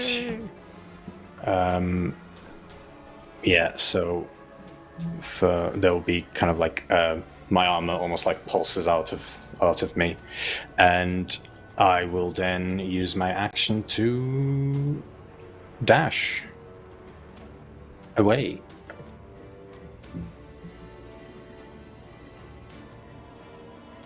Okay, so as you do that, they are going to make attacks of opportunity. You're going to, I assume you're going the... I know they're going to need to make a wisdom saving throw. You're dashing, aren't you? I am dashing. So using you're my going to action get up to the away. Winter's Tail. I'm going to say you get up to the 300 feet point. Where am I? Am I The near Winter's Tail Kirik is or the where attacks of Kirik was? opportunity. You are 10 feet away, Okay, that's fine. No, that's fine. but it's not really going to matter because they need to make wisdom saving throws first. Yeah, no. It's... One gets a 15, the other one gets a 10. Both fail. They can't Both attack me. fail. So they just freeze in place almost as Sanctuary takes place. So Kirik's up Don't they have to there. choose another target? Point. The creature must choose a new target or lose the attack or spell. Yeah. Yeah. So they can lose attack Bothrid. Okay. They lose it. Cool. Back to the top of the round. Dargon. How far am I away from the ropes? 30 feet. So if you were to dash, I will say you can run your 30 feet of movement and then do 50 feet up unless you've got a climbing speed. Well, I've just had a look. I can't find it on my sheet, but I had a look and found that Goliath Mountain-borns have a climbing speed of 30 feet.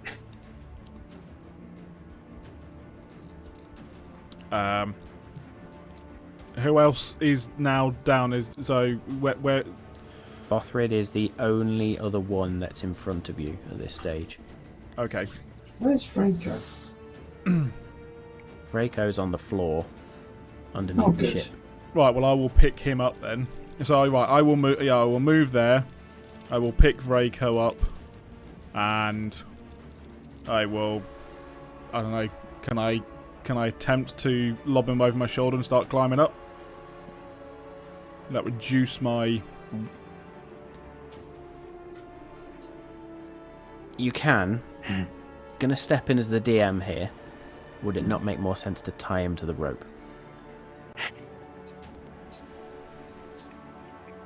Yeah, go on then. Up to you. You can do what you want. Thinking rather than imposing penalties on yourself. Yeah, I don't So want to we'll leave say him like there are. Yeah. There's Okay, four yeah, ropes hanging off this thing. Okay, so I'll move so my you 30 tie feet. him. I'll use my action to tie him up, and I will shout, "Pull him up!" Okay. And then you've still... No, that's it. So you've moved Yeah. your 30 feet here up to the ship. You've I've used tied my Vraco. And if I can say one more thing, it will just be Bothrid, let's go. And I will stand there and wait. Telling twice. Okay, so you do now notice that Vraco's body starts to slowly rise up. We can say for the sake of this, Vraco's now safe. Vraco's gone. The vampires at this point are at Bothrid, so they are both going to... First one's going to attempt to make a claw attack. Try and grapple this fucker. Hits. I'm not sure he's going to be able to grapple.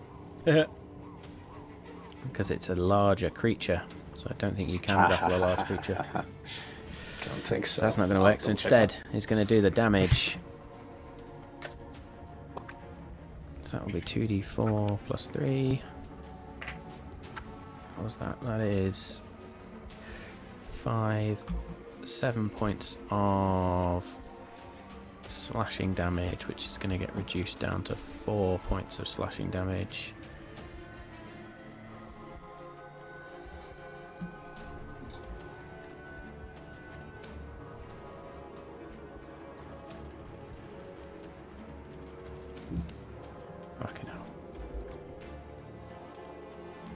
So that goes against the crag cat, and is then going to attack again with the claws. That is a 16 to hit, which again should hit. Yep. So 4, 8, 9, 10, 11. That will be 6 points of damage, which is gonna 6 points of damage on Cragcat Bothrid. Okay, second vampire is going to come in and do the same. We'll roll both d20s there. Both of those are going to hit anyway. So, okay, it's 2 plus... Is Bothrid raging? 7, so 9 plus 6. So that's going to be 15 points of damage reduced because he's raging. Oh, he's raging. Okay, cool.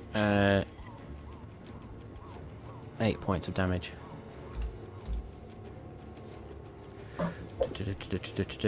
So there are now a number of scratches opened up on Bothrid as these vampires wail in. Ander.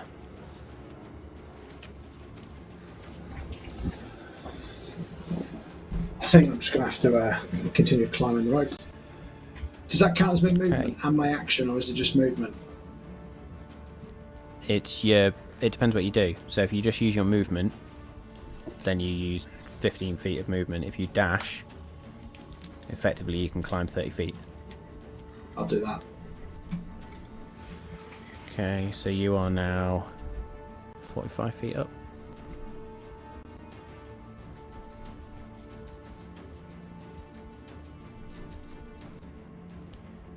Draco, we're going to say safe. Kirik's not climbing yet. Dargon's not climbing yet. Neither is Bothrid. Okay. So you dash up. It's going to be one of your uses of dash. Bothrid's turn now. He is simply going to turn and flee. So that is going to take him up to... If he dashes, that will get him up to the thing. So Bothrid can get to 300 feet. Done. They've already done attacks of opportunity because they did them against Dargon. They don't get reaction this turn. It's been their turn though, Kirik. hasn't it? It's been their turn, yeah. But in Okay. so Dargon goes first. And Dargon ran. So they made attacks of Got it. opportunity there. Got you. Cool, yeah. Start climbing. That's what I do. I use my I'm action assuming you're dashing to... as well. I will be dashing as well, yeah. Yeah. So that'll be 30 feet for you. Yes, and just because he's not looking... Well, could be looking better. I'll drop a healing word. I will not. I don't have that spell prepared. Never mind. I've got mass healing word, but that seems like a waste. Back to Dargon. So you're all now at the ship. Bothrid's next to me, yeah? Bothrid, yeah. Still in cat form, but is at you. Yeah. Oh, in fact, Bothrid only uses... Bothrid just turned and dashed, didn't he? Bothrid's going to use his bonus action to back into Bothrid form. Nice. Okay. Nice. Right, in that case then, yeah, I will just go, time to go, Bothrid, and I will use my movement and action to launch myself up this rope, which should be 60 feet. So you do begin climbing and just you overtake Ander, who is sort of climbing the other side of the boat, or the other side of the ship, but up to you. It is then the vampires go, who are going to get up to where Bothrid is, and they are both going to attempt to attack Bothrid once again. First one this time, can grapple, so comes in. That will be a 13 to hit, which is not going to hit, I think. No, that's not a 13 to hit, that's a 17 to hit, which is still not going to hit Bothrid, so second claw attack. Oh, nice. That is going to meet the armor class. The second one is going to grapple Bothrid. Bollocks. Oh, sorry, the second attack is going to grapple Bothrid, so the second vampire is going to come in and...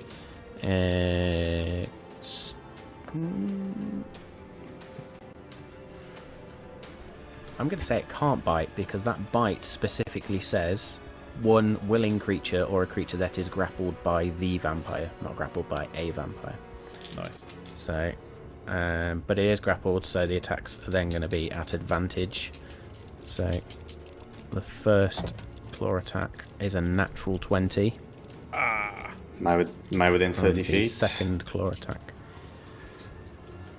Yes. Sentinel.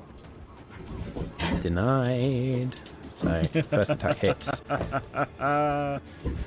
Second attack hits as well. So that is going to be 8d4. Fuck it. Where's the roll up? I'll use Bothrid's page. 2d4. Fuck's sake. 8. Fuck me, that was loud. 22. Why have I just done 8d4?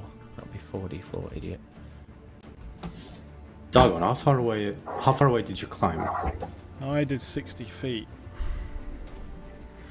That's 9 points of damage That's a lot. plus I don't know how 6, how so high up 15 we're going. points of damage, which is going to be reduced to 8 because Bothrid is still raging. I'm also really regretting Bothrid. not using my action to do something then. Bothrid is down to 59 points. Yeah. Gonna go up Really to regretting that now. 35. That one's going to go up to 61.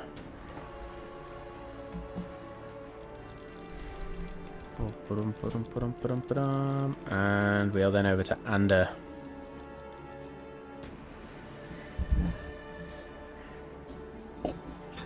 A lot of my spells are wisdom saving throws, and they are fucking good at wisdom saving, so I don't want to use them. They're doing pretty well. So, I will cast. Are they? Yeah, they will be. Ray of Sickness. At first The level, range on that? which is 60 feet. Are they within range? If they're at the bottom of the ropes? Yep. Cool. So the one that's grappling Bothrid. 17 to hit. Okay. Will hit. I've lost it now. Where's it gone? The scrolls. With that is then 10 poison damage. 10 poison damage. And I can technically still move, can't I? So then I will continue to climb my 15 feet and then use my cunning action to dash climb, if that's a thing. Nice. So that will take you to another 15 feet, yeah? If I'm cunning action to dash, would it be 30 foot? This is what always confuses me with cunning action. I think it just gives you that extra movement, doesn't it? Yeah, so Gives you an I'll extra. move Yeah. 30 foot altogether then, yeah, rather than half of it. Okay. If I use, 15 feet, then 15 feet again. So that takes you to 75 feet up. You're 25 feet away from the top. You could pull me up, you know. Go. Pokes his head over the side. Oh, yes. Sticky situation.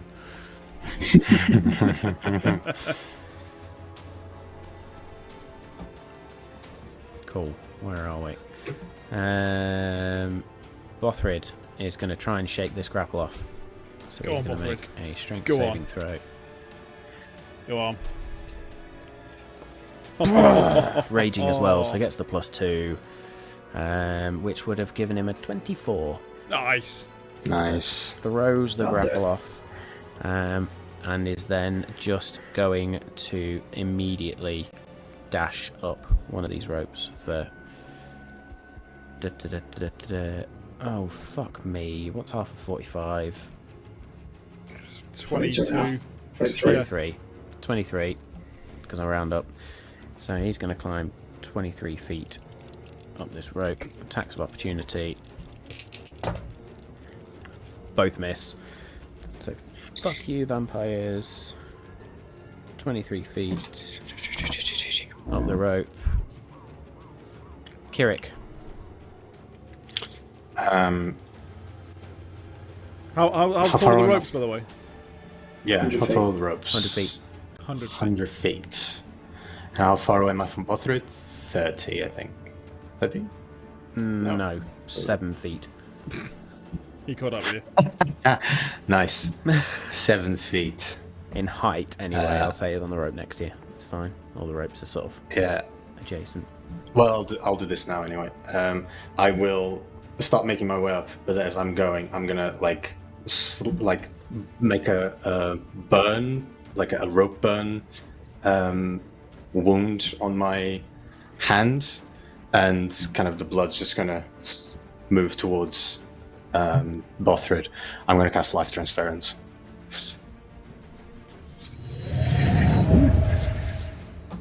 Nice. I'm gonna take. Oh boy. That's okay. Okay, that's fine. 20 points of necrotic on myself. Bothrid's gonna gain Okay. 40. Holy 40? moly. 40 health. Ooh, That's back. shit. That takes him up to 99. Fucking Double Bothrid. Double you the damage see on the me. wounds on Bothrid closing up. He sort of Move, shakes his and head, I'll- looks at you, nods. Yep. So you now go up to 45 feet. I And then we are can't back dash because I can't dash because I don't Yeah, have. so that's 15 feet of movement. Yeah. So you've gone from 30 feet to 45 feet up. Dargon.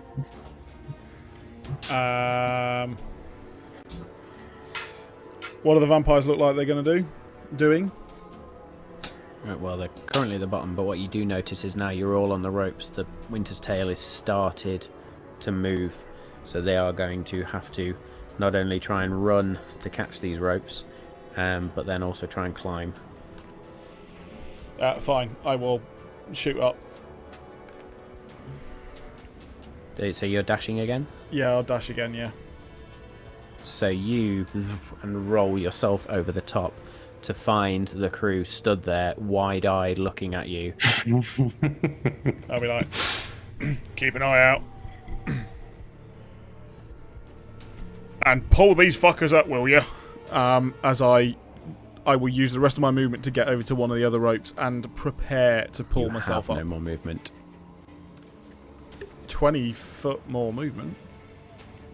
Yeah, okay, I'll give you that. I'm not going to pull anything. I'm not going to pull them up. I'm just, So you move next to the rope, Yeah, to the next rope. Cool. So the vampires then, I'm going to say you've already, because it's 8 miles an hour, I could try and work that out, but I'm going to say it's moved a good Yeah. 30 feet already. They are both going to have to dash, and I'm going to say they're going to have to make athletics checks to try and jump onto these ropes. So strength checks. Both manage it. Damn it. Got an unnatural 20 and a 22. So they both run and then jump and launch themselves onto this rope. One is underneath Bothrid, I'm going to say. The other one is underneath you, Kirik.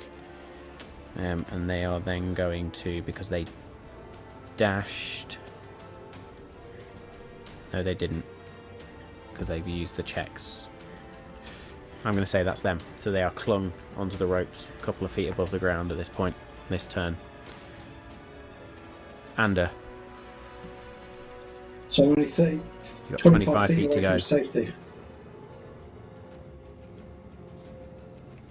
Double dash. So if I just use my movement and then a cunning action, I can just get up, can't I? But then I won't be able to pull a weapon, for You'll example. have a-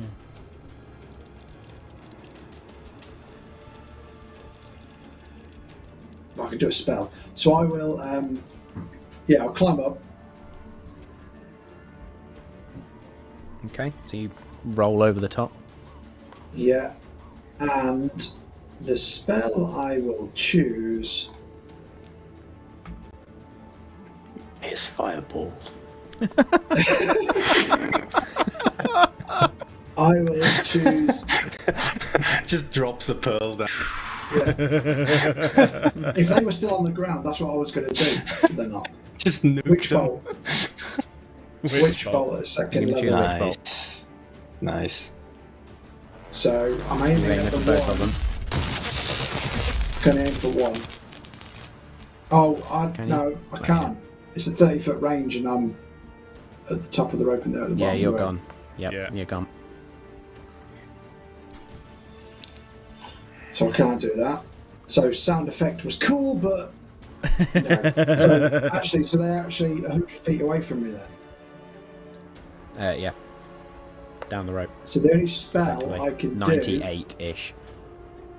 the only spell I can do is Crown of Madness. Fuck it, let's have a bash, eh? and then he'll try and attack the other one on his next go. So, Wisdom 14 saving throw, please. Wisdom 14 45. saving throw from... you only targeting at one, yeah? The one under Kirik. Okay. This is a time to roll a 1, Matthew. Rolled a 2. Which means he gets a 5. Oh, finally worked. So, you're charmed for the duration. It's concentration up to a minute. And you see this magical twisted crown of jagged iron that appears on its head, and the eyes that were glowing red now widen, and you can just see even more of a maddening look appear on its face. So you must use your action before moving next turn to attack another creature that I choose, which obviously is the vampire. Okay, nicely done. What didn't think a that was your clutch. What a clutch move. Use their own thing against Bothrid them. is going to climb another Yeah. 23 feet to Yeah. 46 feet. Yeah. and then is going to...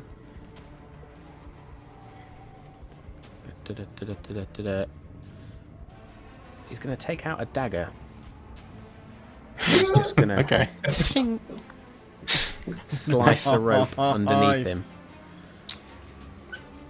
As the vampire drops down, as this then 23 or 46 foot of rope just drops down next to him, and you can just hear it. And that is going to be Bothrid's go. Kirik. I You have a somehow maddening ended up vampire being... underneath you. Yeah, The last somehow one. ended up being the one that's left behind. And I'm gonna, just gonna use my action to dash. I'll just dash my way up, Okay. which I So don't think is gonna be dash enough will- still. Get you to 75 feet. Yeah. So 25 feet at the top. Yeah. Sure. As a bonus action, I'm gonna use a Harness Divinity to gain a second level spell slot. As you do. As my bonus action. Thank you, Tasha. And Just climbing a rope, getting those spell slots back. That's what we do. climbing a That's rope, very getting the nice. spell slots, That's life of a cleric. Life of a cleric. Yeah, and that'll be Anything my else on turn. your turn? Oh, Okay, no, Dargon. I'm- So if I can get to the rope that Kirik's on, I'll pull him up. That is Still going got to a be vampire on it as well. more effort because that's got a vampire on it as well. Oh, bollocks. I go to the rope to pull him up, look down and see 2 people on the rope, and I will cast... what's that one? Guiding Bolt on his ass. What's the which is range? 120 feet. Okay. Straight onto Kirik's foot. Huh?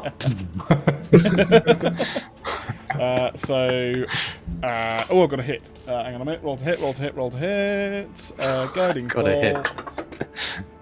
Ah, fuck. It's going to miss at a 12, I think. Yeah, it will miss. It will miss. And it just scatters into the ground below. As this vampire maddening just...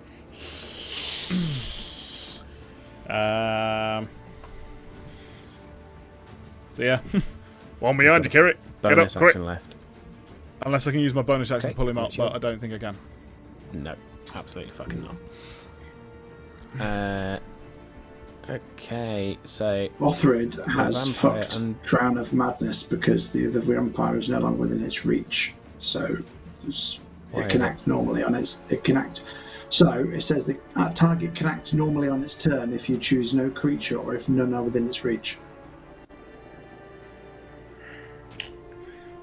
Fair enough. Got to be within melee uses range. action before moving in it. I will use my bonus action to regain some HP using Second Wind. Okay, so while we're on that thought, being the only rope now left, the vampire on the ground is going to make a run, 30 feet of movement, and is then going to try and clutch onto its now maddened friend, not realising that maddening is there. So it's going to make an athletics check, and will succeed, because that is a... Yep, with the 16, succeeds. So managed to jumps on and sort of lands next to, sort of crawls around its companion and clings onto the rope as well. And with that, you feel the actual airship sort of tug slightly to its side, and then rights itself. The other vampire is then just going to go, well, no, fuck you, and is going to try and claw at its mate. Twice. Here it is. Thank you for not letting me waste a spell slot. The only time that a will Wisdom be- 1 actually worked. That will be a 12 and an 18. So the 18 is going to hit. The 12 will not. So that will be, let's see, 2d4. So that's 5, 6, 7, 8. 8 damage. Where am I?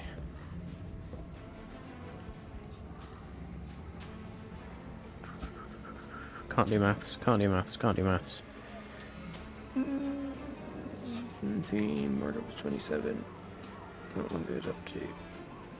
Oh, see, the one that is maddened is almost back to full health at this point as well with the regenerations that have gone on.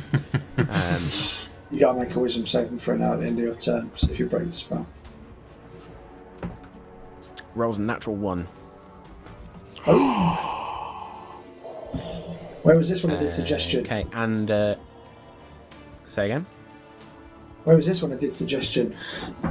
So I don't I control the dice. It is your go now, mate.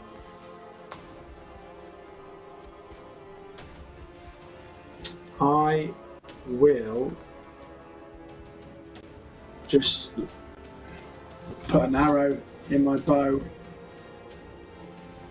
use steady aim. I don't need to move anywhere. And the one who is maddened, I'm going to aim at him because he's the one closest to Bothrid. So that is advantage. I will say sorry, just as a point of note, when its mate attacked the other one, that's caused it to let go of the rope and is now on the floor. So that would be a 21 to hit with 8 piercing damage and 12 sneak attack damage.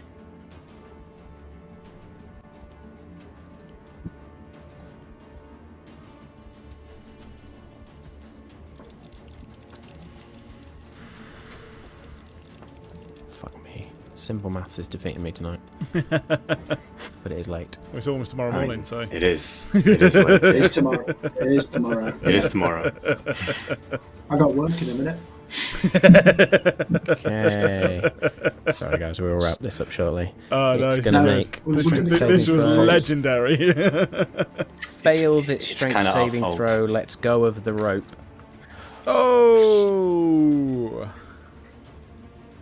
And is also on the ground, so the rope is now just slowly dragging along. I'm going to say it's 30 feet away again. Bothrid is going to dash. So that will then give him his full 45 feet of movement, which is going to take him to 91 feet. How did you do it with such weird maths when he's climbing this rope like 91 feet? Because he's climbing like like 20, 45. So if you're yeah, half 23 feet. Yeah. Yeah. Kirik. Oh, I'm dashing out of there. So you dash, roll over the top, that- bring the rope with you at this point. The vampires have no real chance of catching up. So we'll say we're out of combat. They are down now on the floor, just hissing, snarling at you. At this point, Bothrid climbs up the rest of the way, rolls up onto the deck. Looks at you, Ander, stands up, punches you straight in the face. Yeah. Uncanny dodge. Best use of uncanny dodge ever. So you do just duck out the way, and you can Half just the see the damage. rage in his eyes. You are stupid. No more sacrifice. So it was a good plan. Me and Kirik had that planned the whole time. I call bullshit, Ander. Bothrid storms off. As the airship turns now, and you see now the top of the castle, the top of one of the turrets, you now see Duke Orfeo and his wife, and they just look, and there is a smug look on their faces as they watch the airship turn and leave. They turn and retreat into the castle. And the I don't airship think sails off. I don't think that's the last we're going to see of them boys. Nicely done. But I think we've just made a serious enemy. At least we have Draco. That's what we came here to do. Yeah, we've got Malfoy. Yeah.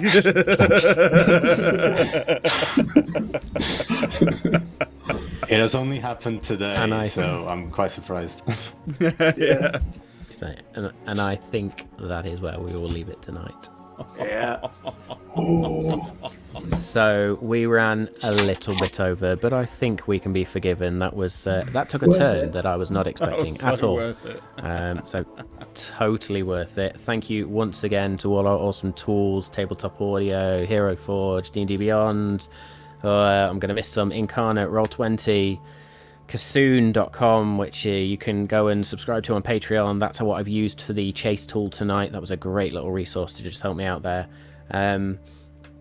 As always, a huge thank you to BattleBards. We've used a lot of the sound effects tonight. Please go and check them out. Please go and use the code MaltMagic as you register and get yourselves a cheeky discount. We almost missed the banner there, but we're all good. We're right on time. Thank you for sticking with us. Thank you to our fans, those that follow us, those that watch on a regular basis. We love you. I didn't do the shout out at half time because we did have a lot to go through, but thank you so much for all the support. Please go check out the podcast if you want to catch up on the past episodes, but you don't want to sit and have to watch them again. If you just want to listen, then by all means do that. If you do want to watch them, go check us out on YouTube. Check out the social media channels as well, and follow along. Let's see where this story goes. Have the party made themselves a fearsome new enemy? With that, all that's left for me to say is be safe. Thank you once again, and good night.